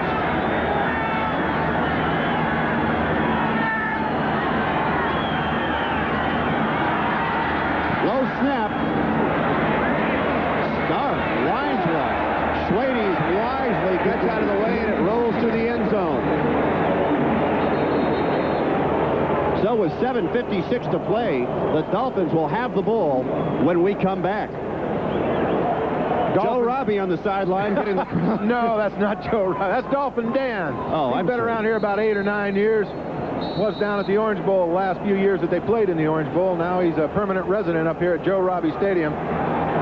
Metropolitan Life blimp, in case you're wondering, 193 feet long. That's in case you were wondering. That's a big blimp. It's a big blimp. The crowd is into the ball game on 1st and 10. Stratford falls down. Bad exchange between Stratford and Dan Marino. It's like it's almost like they haven't practiced together or something. It appeared to be a new play or something. It was a quick trap on the backside. Stratford's supposed to come around Marino, taking the football as he comes around. It's like he wasn't sure. It was like Marino wasn't sure whether to give it to him or not, or whether he was going to come underneath or over the top. Things like that are just a matter of rehearsal. Obviously, they haven't done that much of it. I formation. Now they shift out of it on 2nd and 8. Over the middle, he's got Ron Davenport. Davenport turns it up to the 35-yard line and a first down for the Dolphins. O'Brien Alston, the rookie linebacker out of Maryland, on the hit. Davenport did a good job of avoiding Barry Krause, who was right fingertips away from grabbing a hold of him. Did a good job of turning upfield and figuring out where that first down marker was. Krause was literally on his heels, but just couldn't wrap him up. And Zonk, a reminder to our viewers that we'll be selecting the Budweiser Most Valuable Player for today's game at the conclusion of the game. It's an important series for the Dolphins to be able to try to practice some kind of ball control and run this clock. Inside give. That's Stratford, but there's a marker on the play. Flag at the line of scrimmage. Barry Krause on the stop for the Colts. They had a good cross-trap action right inside, but apparently someone held. Surprised the Colts at the line of scrimmage, but the linebackers weren't too surprised. Good running on part of Stratford. Shula questioning. Whenever he's got the palms up like that, he's questioning the refs. You know. Holding, number 65, offense. Dellenbach, third time. Offensive center holding on Klecko. There's Dwight Stevenson, the man that Dellenbach is replacing. He doesn't have a happy look on his face seeing that happen. It's tough to replace Dwight Stevenson. Arguably the best center in football. There you are. You can't. How do you replace a guy that's compared with Jim Langer, who's in the Hall of Fame? They said Stevenson's the same kind of mold, same kind of creature. Suddenly they're both gone. Poor Dellenbach has to replace the void. Setting up a screen. Stratford. Run out of bounds by Mike Pryor, and then a little bump by Fred Young. Fred's not appreciative of the fact that the momentum's kind of changed, gone over to the Dolphins' side. He says he's going to do a little extra and switch it back to his side. You know, you brought up an interesting point about Fred Young earlier in the year when we had the Colts and Packers.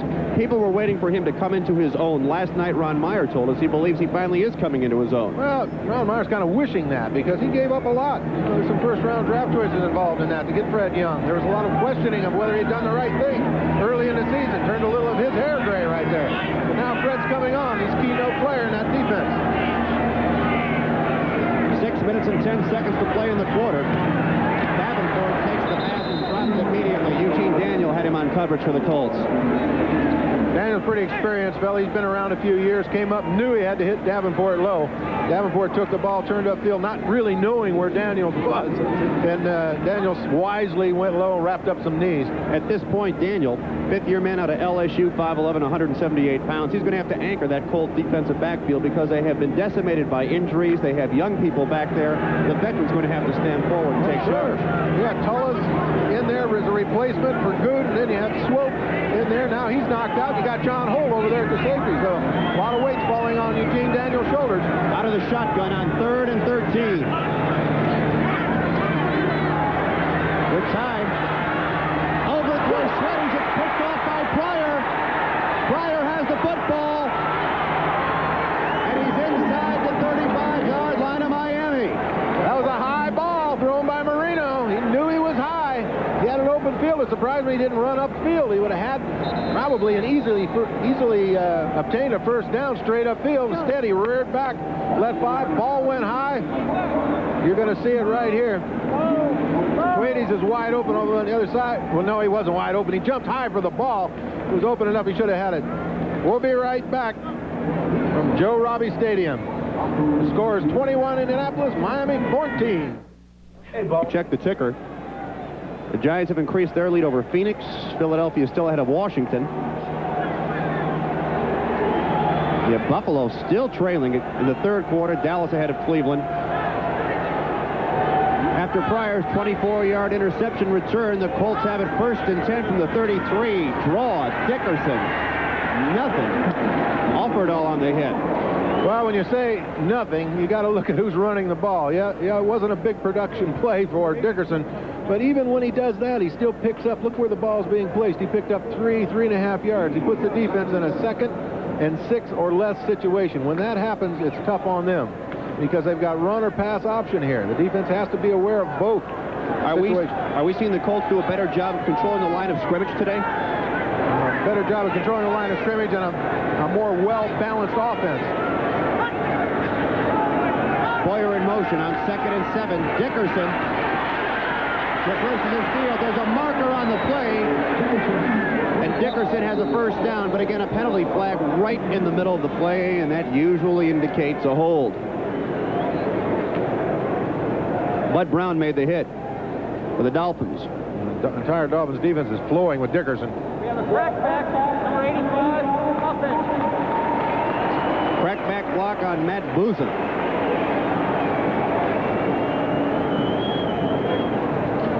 Buzin knows he can't come back and come underneath like that. He's not even arguing with it. He said, yep, they caught me. And that's a big one. Yeah, that's been outlawed for some number of years.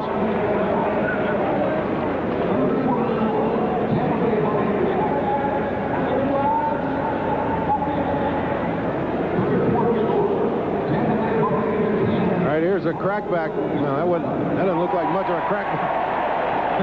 Yeah, I don't. Offerdahl was pretty unmolested by that vicious attack by Buzin. For Buzin to be penalized, that kind of, I don't know, it didn't seem right to me, but he didn't. I'm not throwing the yellow flag. Well, he didn't argue, but he might have had a reason to. now face a second down and long. 4 minutes to play in the quarter.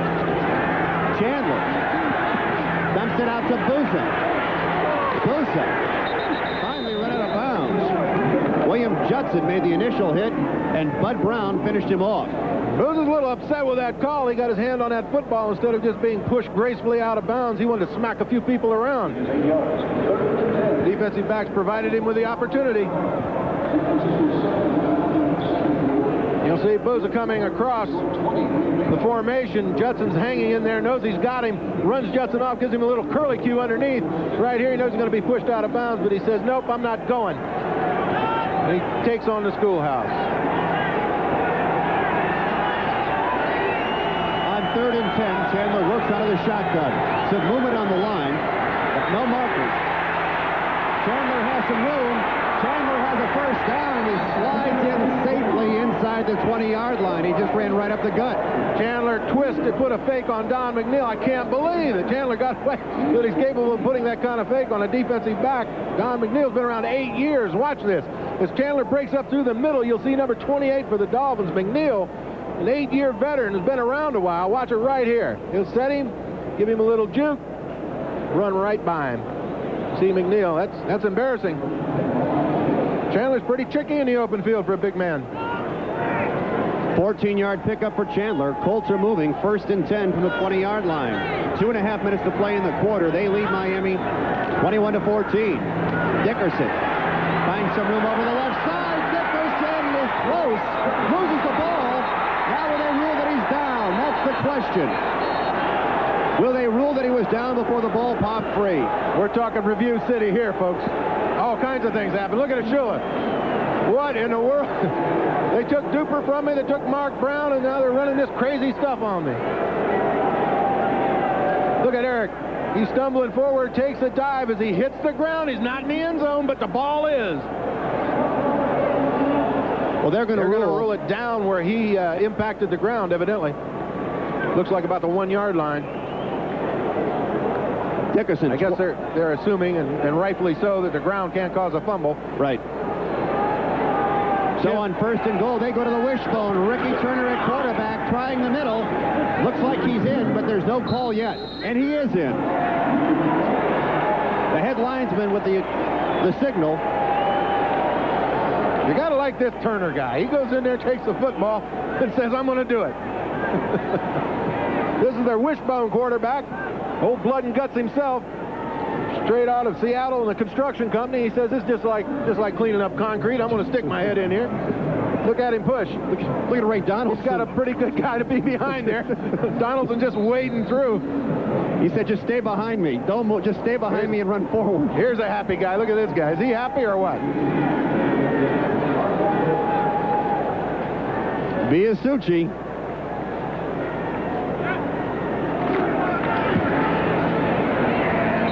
Four for 4 on the PATs.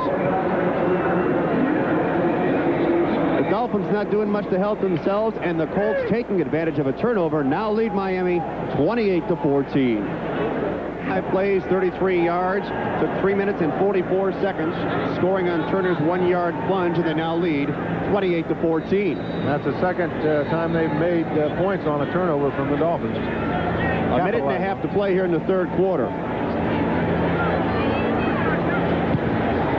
Biasucci hit the man. Get the picture. I guess out of focus. Yeah, that would mess your camera up a little bit. Hit the NFL Films man on the sideline. Kickoff out of bounds. I've run into a couple of those over the years.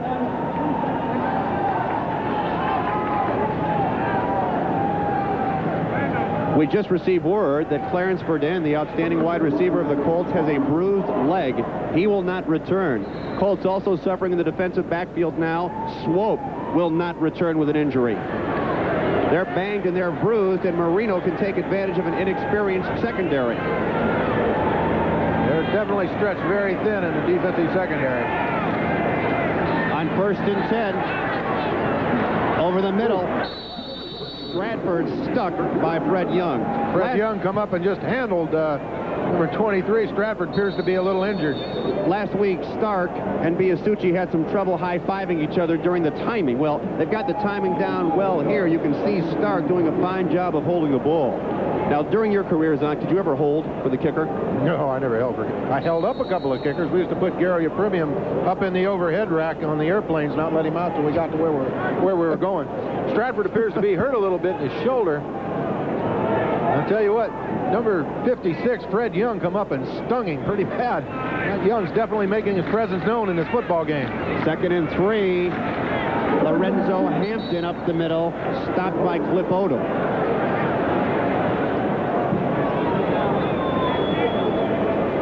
Philadelphia still leading Washington 19-7. Another year, the NFL champion will not repeat, won't even qualify for postseason play. Cincinnati's opened that lead a little more. Buffalo hit a 2-run homer. They trail 10-2 now. Where does Buffalo always come up with those 2-point scores? See, that's about the 4th time this year they've done that. How is Tampa Bay leading Buffalo, I think, is the question. Yeah. Doctor is looking at Troy Stratford. Arm or shoulder, we're a little unsure at this point.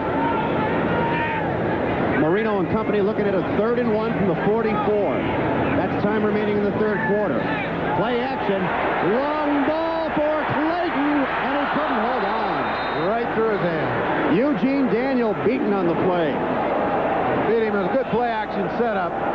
Takes a lot of gumption to go ahead and do that on 3rd and short, but after what's happened, the way the Colts defense stopped them on the goal line, they've got, boy, this has got to be the high percentage for him on this kind of situation. Clayton just burning past him. He's got him beat hands down. Ball almost on the mark. You're going to see Marino. Well, that tells it all right there. 2 inches. 2 inches, they're 1 touchdown down. They're going to go again on 4th and 1 from the 44-yard line. Davenport lost the ball, but they're going to call his progress. Look at Willie Tullis. He's upset. But the Dolphins will hold on to the ball and pick up a 1st down. And they'll have it when we return to Joe Robbie Stadium in Miami as the Colts lead the Dolphins 28-14. And we'll be right back after these. Back in Miami, Fred Rogan and Larry Zonka getting ready to start the 4th quarter of play with the Colts leading the Dolphins 28-14. And there's the story through 3, Zonk. Look at those yards rushing.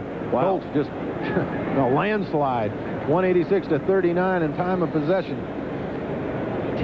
12 minutes? Between 11 and 12 minutes. Colts have called in some help on the sideline, some divine intervention.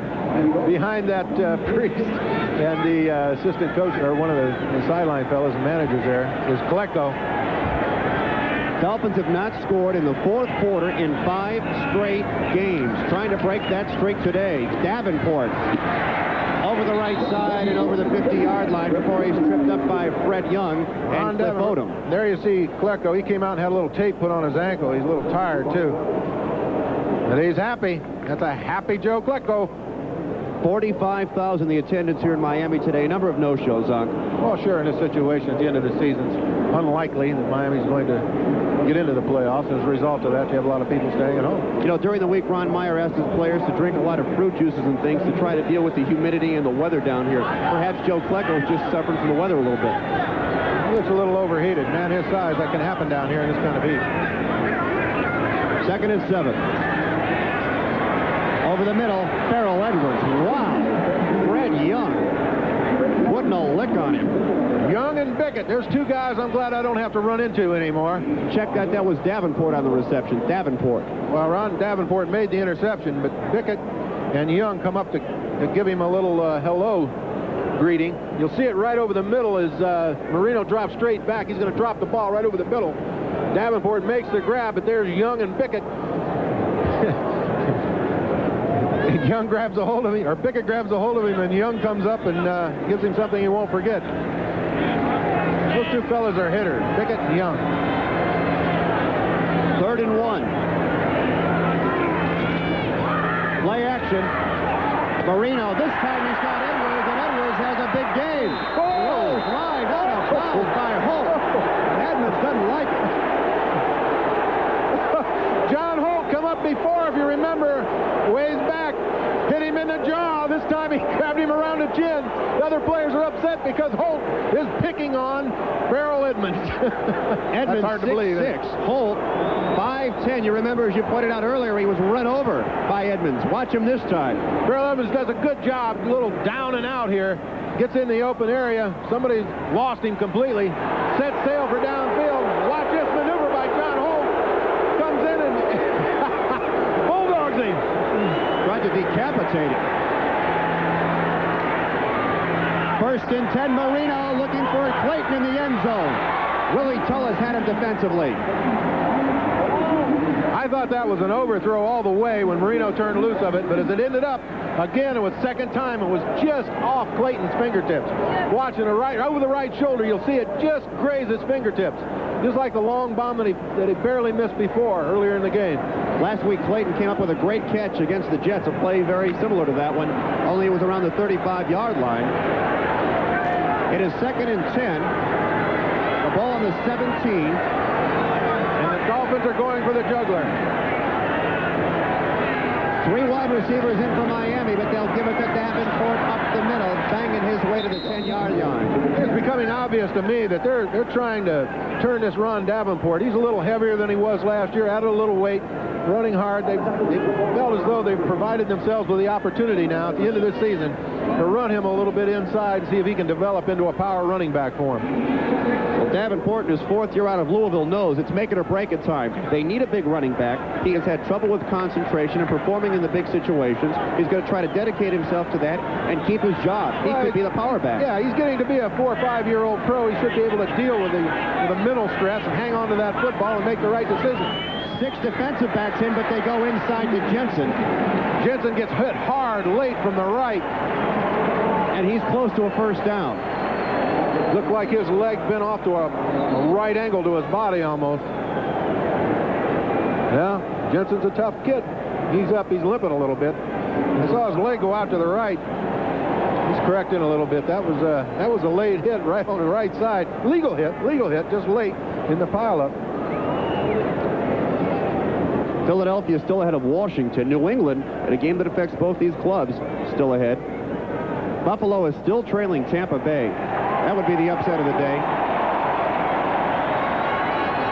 San Francisco struggling with Atlanta. Jensen has enough yardage for a 1st down. It's been a long scoring drought for the Dolphins in the 4th quarter. There's been a little grind-em-out football in this drive, though, head-to-head. Dolphins are showing some sign of a little ball control here. 12 minutes to play in the game.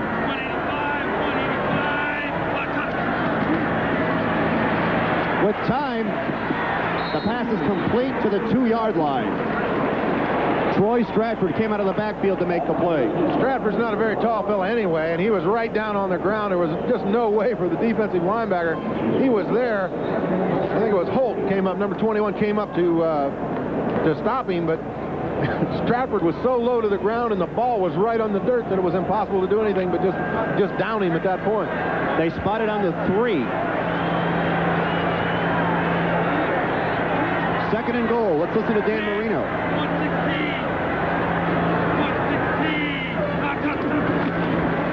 The give, Stratford. Fred Young stacked him up along with Cliff Odom.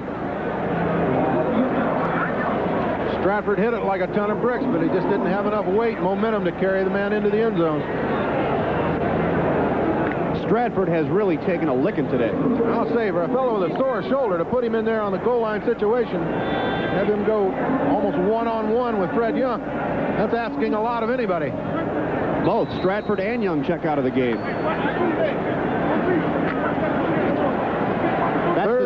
That's the story for the Dolphins. Woody Bennett and Lorenzo Hampton in the game. In this situation, the Dolphins have gone to Hampton over the top. This time, play action fake. Touchdown! Oh, Jensen caught it!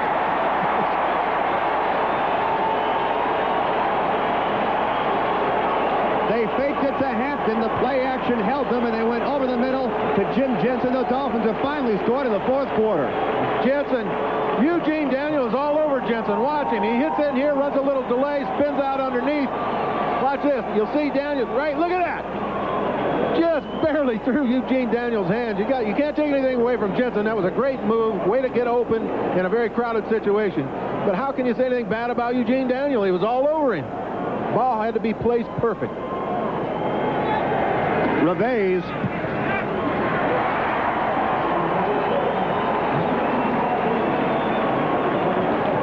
You're going to see Dan Marino make the fake here, which everyone's looking for. Now you'll see Jensen coming across your screen from right to your left. He makes the grab. Right here from Joe Robbie Stadium. We'll be back to you right after this word. 28-21, Indianapolis. The Dolphins moving 12 plays, 65 yards. Took 5 minutes and 34 seconds. Marino to Jensen on the payoff.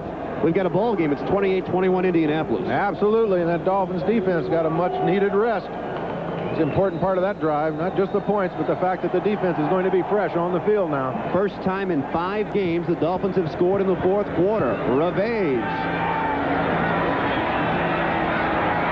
It's Albert Bentley from the 1.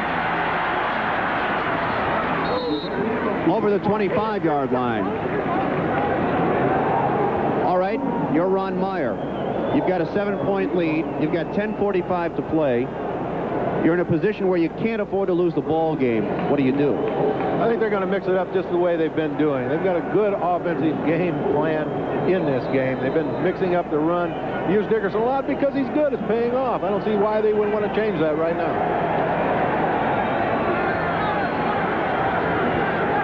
Colts are starting 1st and 10 from their 26-yard line. Dickerson, the lone setback. The crowd is alive, and this is Dickerson. Over the 30 before he is dropped. You know, you think back to the end of the first half, Zonk. If the Dolphins had scored on that 1-yard touchdown try, this ball game would be tied. It's a tie ball game now if that would have happened, but it didn't. Don Shula, though, showed some confidence in his offense, or perhaps wanted to instill some confidence at the end of the first half and said, go for it. Right now, he's talking to his defense. He's a little upset that they had good flow with Dickerson, but they didn't come up and stop him. They didn't come up and meet him. They waited for him to come to them. Well, a guy of his caliber, that means the difference in a 2-yard gain to a 6 or 7 or 8-yard gain. Goes it to the far side of the field. Brooks to the near side on 2nd and 4. Chandler checking off.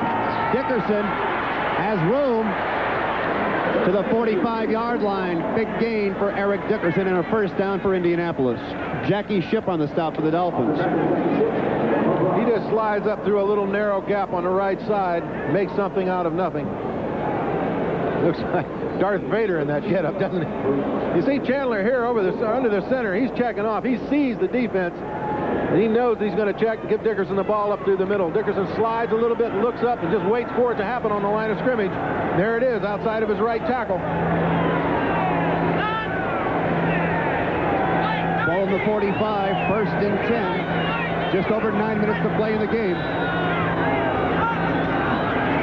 Dickerson over right tackle inside Dolphin territory. Brian Sauché on the stop for the Dolphins. All right, we're set for an NFL update. Let's go to NFL Live, and here is Gail Gardner. Gail. All right, thank you, Fred. At Tampa Bay, a big defensive play by the Bucs as they still lead the Bills 10-2. 4th and goal inside the 1. Rob Riddick is stopped by Irvin Randall and former Bill Eugene Marv. Bucs lead 10-2. Let's go back to Miami. That's our story here. 8 minutes, 35 seconds to play. 2nd and 4 for the Colts. Dickerson. Up the middle, first down, Indianapolis. Eric to the right, Eric to the left, Eric up the middle, and Eric's a little tired. He lays on the ground, grabs a little extra breath of air. 31 rushes, 169 yards, appears to have a little something wrong. Now, let me tell you something about Eric Dickerson. If he's limping, something's wrong bad, because this guy is an Iron Man. He does not like to admit to being injured, much like Jimmy Brown. Back in the old days when Jimmy Brown played with the Browns. He got hurt, you'd seldom ever know about it. I don't think he's ever missed a game due to a serious injury at all. I like the guy. He's one tough cookie. He's just a great running back. He'll hang in there thick or thin with you. Albert Bentley in for Dickerson on 1st and 10. And it's Bentley. Breaks a tackle, finds some room. Now, this is what professional football is all about. Albert Bentley is a good friend of Eric Dickerson, but only one man fits into this offense. Right now, Albert Bentley sees a chance to go in and be the man, and he's going to do it. It's no secret that Bentley is a little bit upset. He's had 6 carries in the last 4 games. He was the starter on this ball club before Dickerson got here, and after the season, he will go into Ron Meyer and perhaps ask for more playing time or ask to go somewhere where he can play. He should be upset. He's a great back. He had over 1,500 yards, total yards last year. He is upset, but there's a difference between being upset and being negative towards the rest of your team. He wants to win, so he's going to do his part. Clock is running, 7 minutes to play. 2nd and 4. Bentley keeps his balance, fights his way forward for extra yardage. Well, he took on about half the Dolphin defense on that deal. He's 5 for 24 right now, and looks to me like they're going to keep firing.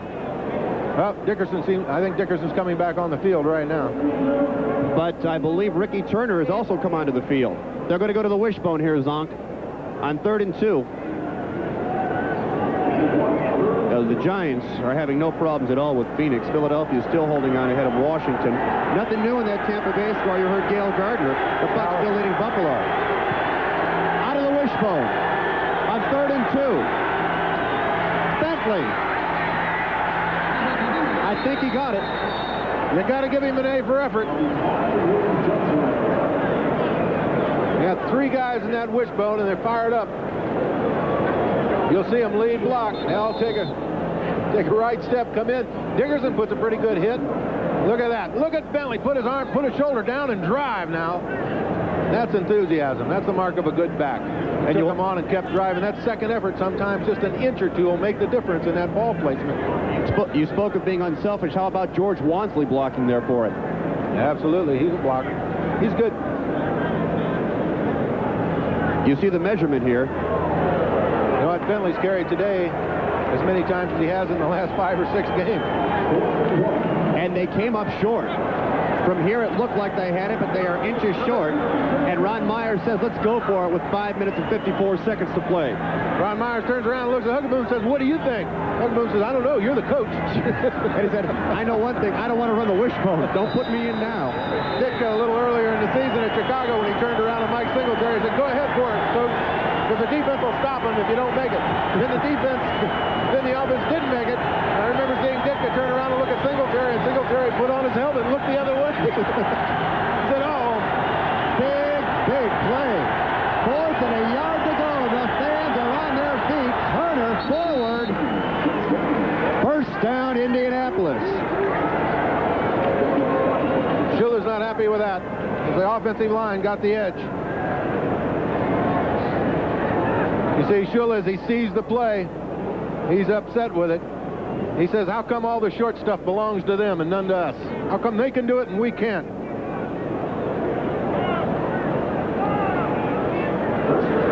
Don Shula, knowing that his club has had problem on short yardage situations, they couldn't push it in from a yard out for a touchdown, yet here in a situation where the Colts need a 4th and 1, they're able to push it over. We just got word Joe Klecko suffered a mild concussion and probably will not return. Chandler back in the ball game on 1st and 10. 4:45 to play. Bentley up the middle, late flag. Late flag right in the middle. You got to like Bentley. Took a look in there, saw a little crack. Instead of going wide where it was being set up, just took what he could get right inside. Here's Pat Haggerty calling a hold on the Colts. Hey, Albert Bentley knows he has to pick his spots. When he gets in the ball game, he's got to give it everything he has. He's got to make the most of what's available at the time, and that's what he's doing. He's kind of showcasing his talents, too, just in the... Holding, number 53, offense. Just in the event that, you know, perhaps in the offseason it's not in the cards. Maybe he'll go to another team next year. You're going to see it right in the middle of the line. It appears Donaldson was doing a little holding on Sauché in the middle. He's got him wrapped up. He's holding Sauché in the middle. That's been going back and forth. Dillenbach has been working the other way on Klecko all day, too. I think Dillenbach's got 3 holding penalties. Donaldson's up to 1 or 2 now. Dickerson and Bentley in the ball game on 1st and 20. The ball's on the 43-yard line. Chandler, the pass is tipped at the line of scrimmage and caught by an offensive lineman. Now Chris Hinton on the reception. Look what I found. Not sure. Was that Graff that... no, Graff's the one that made the tackle. Someone jumped up and knocked that ball out of flight from the Dolphins. T.J. Turner. He timed it beautifully. You just win the jump. That's the big thing. When you've got a back open in the flat like that, you don't time your jump exactly at the right moment. I believe that was number 90. And it'll do the jump. See if we can pick it up. Kumro. Yeah, Eric Kumro, the rookie. Number 90 makes the big jump, knocks the ball down out of the air. Second and 19. Brooks in motion. Chandler just got it away. Brooks has the football, and he's dropped it at the 40-yard line. Clock continues to run. 3 minutes to play. William Judson defensively for the Dolphins. Watch Chandler after he releases this ball. I'm not sure if it's Offerdahl. Someone comes in and it's on John Offerdahl. Who else? Comes in and puts it to him. Matter of fact, I think both of them are a little upset, or a little shook up. Offerdahl delivering the lick, and while they check Chris Chandler out, we'll take a timeout. The story, 28-21, the Indianapolis Colts leading the Miami Dolphins. We mentioned that Chandler was shaken up. If Chandler had to come out of the ball game, Gary Hogaboom would be the man's on. Well, they've got some depth at that quarterback position. It depends on whether they're going to run their straight offense or go to the wishbone. Well, in this situation, they just want to control the football. That's what Ron Meyer said was so very important. There you see Gary Hogaboom. Doesn't look like he'll have to play in 5 games. He's thrown 4 touchdown passes and had 4 picked off. But Chandler appears to be all right, and he's in there on a 3rd and 17. Big play for the Dolphins to see if they can get the ball back. Oh, the screen pass to Dickerson. He has room, and he's not going to pick up the first down, but he is in Biasucci's field goal range. And again, Chandler gets hit just as he releases the ball. He got hit from 2 different directions, took his feet right out. The first thing that hit the ground was the top of his head.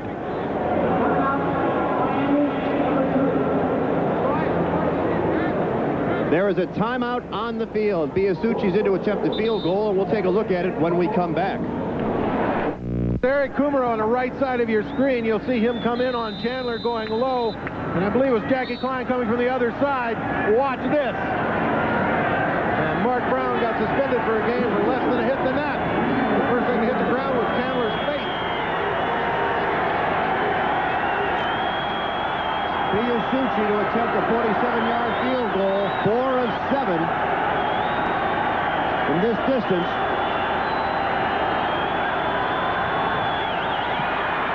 It's long enough. It's good.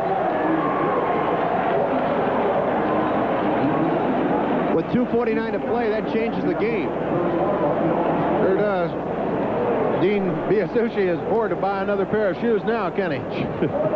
So the Dolphins have to score a touchdown and a field goal now just to tie. And the fans are starting to head for the exits. Don Shula's club has lost 4 straight. Can you remember the last time Don Shula has lost 4 straight as a head coach? Shula never lost 4 straight here with the Dolphins. I don't believe that he did with the Colts either. I might be wrong on that. I'm not sure. Something interesting to look at here. The AFC is leading the season series with the NFC 26-20 this year. After 18 years of regular season play, the AFC has won 11 season series. The NFC has 3. Tied 4. But, you know, think back for a couple of minutes. I bet you most fans believe the NFC, because it was around longer, would have dominated. But if you look at the powerhouse clubs, the Steelers, the Dolphins of the past, it's easy to see why. All through the 70s, it was all-American conference. All right, and here is the AFC playoff picture. Ron Meyer told us last night, if you try to figure this out, you are an idiot. That's his quote. Exactly. He said, if you attempt to figure this out tonight, you'll have to be an idiot to come up with anything. We know Buffalo is already in. Indianapolis will probably be 8-6. Cleveland is losing right now, so the Colts would move up ahead of the Browns. The Raiders are playing later this afternoon against Denver on the second game of our doubleheader on NBC. Denver and the Raiders from the Coliseum in Los Angeles. 2 minutes and 49 seconds to play. Joe Robbie Stadium, 31-21, Indianapolis. Colts went 12 plays, 44 yards. Shula spoke at length with his receiving team. I think he might have something up his sleeve here. That's Cribbs on the 2-yard line. As a whole, Joe Cribbs. Biasucci had to knock him down. That's what he had up his sleeve. They faked a middle return and then brought it back hard to the right side. Biasucci's limping a little bit like he got hit on that. He knocked him out. He's not built for tackling people. See, he breaks it back to the outside. Cribbs coming up the sidelines, got a lot of help to the outside. You'll see Biasucci come in from the right side of your screen. Well, he almost hit him, but he threw him off stride. I think Biasucci was hurt more by the contact of the ground than he was with Cribbs. 44-yard kickoff return for Cribbs. Dolphins starting 1st and 10 from the 46. 2:37 to play. Keep in mind the Colts have an inexperienced secondary working together. Marino's checking off. He's called something, changed it. Made sure his wideout's got the signal. Over the middle to Jensen. To the 45-yard line, short of the first down. Dolphins hurrying, trying to get another play in. You'll see the Colts taking their time getting off the Dolphins, trying to run that clock out.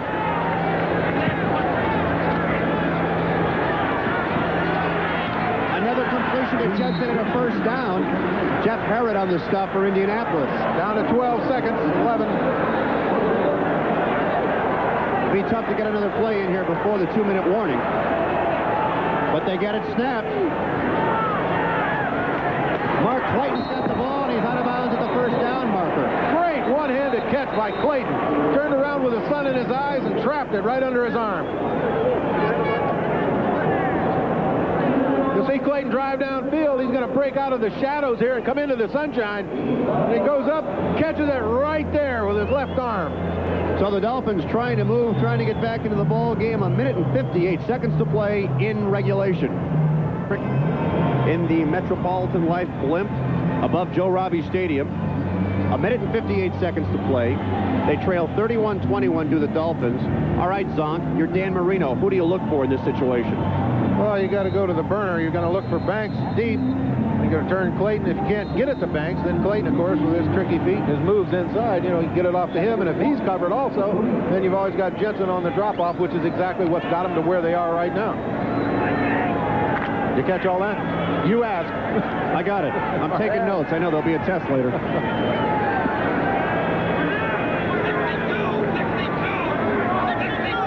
Second and a yard from the 30. Out of the shotgun, Marino with time. He's got Clayton over the middle. Clayton trying to get away from Willie Tullis. Out to the 25-yard line. First down, Miami. Clock continues to run. Marino has 2 plays called. He's ready to roll as soon as they get the ball spotted, get to the line of scrimmage. Marino's got a man. He's got Clayton. Clayton gets out of bounds. Good play. John Holt defensively. 1 minute 31 to play. You can give Marino time in that pocket as you see Shula going with David Shula. They're trying to get 2 plays in. Dolphins have only 1 timeout remaining. What happens if you give Marino time in that pocket in this situation, and those wide receivers, they've got everyone spread out as it is. You got time to run around in there. You're going to find a guy like Clayton open because he has those tricky moves inside. It's first and goal from the 7-yard line. You see the clock in the right-hand corner of the screen. 1 minute 31 to play.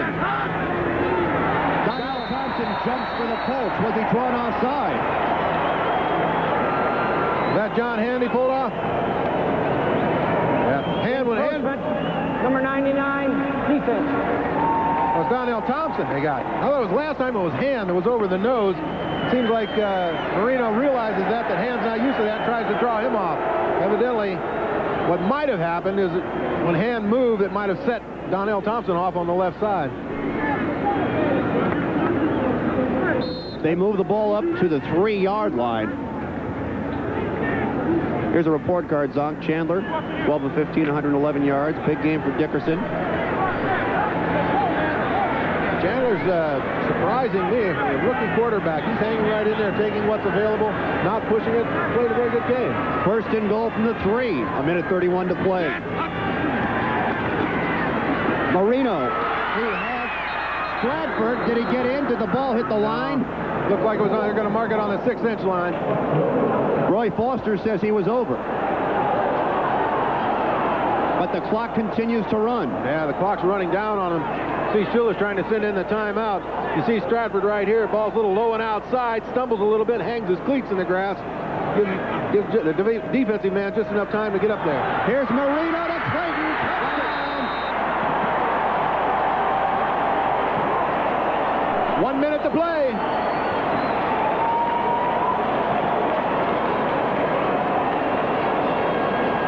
I think with that touchdown pass, Marino's tied Greasy's record, seasonal record for most touchdown passes.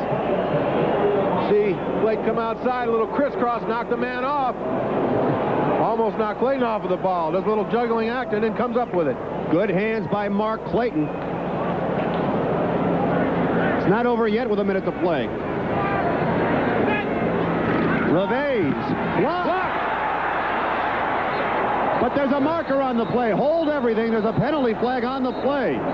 The Colts were in there awfully quickly. Offside. Defense. Oh. Eugene Daniel must have anticipated this snap. He's going to come hard from the left side of your screen. Evidently, he started just a half count before the snap of the ball. Tremendous effort on Eugene's part. Just a little too soon. Big play. Oh, that would have been, that's a 7-point spread there. That would have, all they could do is tie at that point, right? No, if they make this, they kick a field goal, they can tie the game. Otherwise, they've got to score a touchdown. Levays will try again. This time everybody's onside, and it's good. Take another look at that touchdown grab by Mark Clayton's on.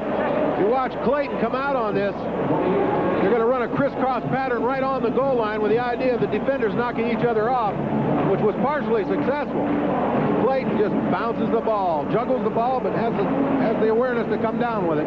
Mark Clayton, second in the AFC in receiving, has that good hand-eye coordination and the concentration to get the Dolphins back in the game. 7 plays, 54 yards, took a minute and 49 seconds. The Dolphins hadn't scored in the fourth quarter for 5 games. They were saving it up for today. Yeah, that extra point was very important. They missed that. They're out of field goal, out of range for having to tie the game with a field goal. Well, I'll tell you the thing Indianapolis does not want to do right now, give up possession of the ball. With that secondary as questionable as it is, and Dan Marino on the other side of the ball, they have got to gain control, and you will have to believe that Eric Dickerson is going to run with the football. Oh, absolutely. Dickerson will have his hands on it. Think of it is, this is an onside kick. Dan Marino, 304 yards, 3 touchdowns. You know, he continuously has statistics like that. He's one of those kind of fellas. Just whether or not get enough ball control to rest his defense and have the defense keep him in the game. And there's the story for Dolphin most touchdown passes. Marino and Gracie tied now overall. That surprises me, the amount of passes been thrown by Marino in the last few seasons, especially going to the extended season, that he hadn't passed Greasy already. Only took Marino 6 seasons to get to this point. He's a remarkable talent. Well, Bob Greasy, the man you played with, a different kind of quarterback. Absolutely. More like what we've seen demonstrated by the Colts today. Ball control. If the running game's working, Greasy would stick with it, wouldn't come off of it.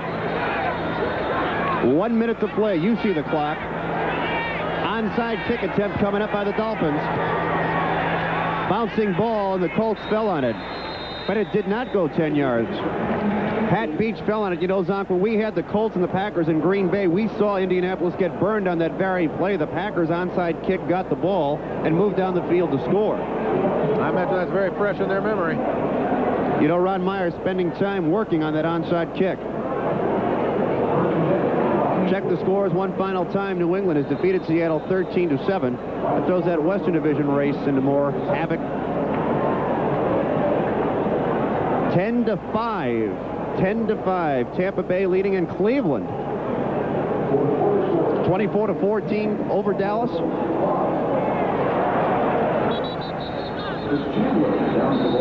Dolphins have only one other timeout, and they use it.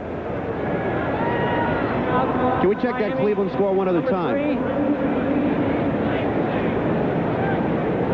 Cleveland is leading Dallas now 24 to 21. I wanted to update that score on our scoreboard. Cleveland is leading Dallas 24 to 21. 55 seconds to play, Larry. This telecast is presented by authority of the National Football League, and it is intended for the private use of our audience. Any rebroadcast or other use of this telecast without the express written consent of the Miami Dolphins and the National Football League is prohibited. This game is the property of the National Football League, Indianapolis Colts, and Miami Dolphins. Fans starting to file out. Struggling Dolphins, 0 for the AFC East. I'm seeing a lot of new looks by the Dolphins today. Working Davenport the way they did. Harold Edmonds, new tight end.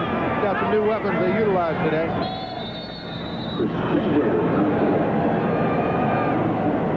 Coming up next year on NBC Sports, the Denver Broncos and Los Angeles Raiders from the Coliseum in Los Angeles. Big game in the AFC West. The AFC West, the ongoing battle. Who's on first? What's on second? Somebody's got to win it. Our producer today for NBC Sports, Larry Cirillo. Our director, Ted Nathanson. Executive producer of NBC Sports is Michael Weissman. Clock continues to run. This should be the final play of the game. 20 seconds and counting. December's been a very favorable month for the Colts over the last 2 or 3 years, hasn't it? It sure has, and they'll come away from Joe Robbie Stadium in Miami still alive in this playoff picture. Ron Meyer looks like he has been through a war today. Well, we spoke to him last night. He talked about it. Thought perhaps the Dolphins would be down in the mouth, a little down and out, and he wouldn't have that type of fight on his hands. The Colts hold off a determined Miami club 31 to 28. We'll be back.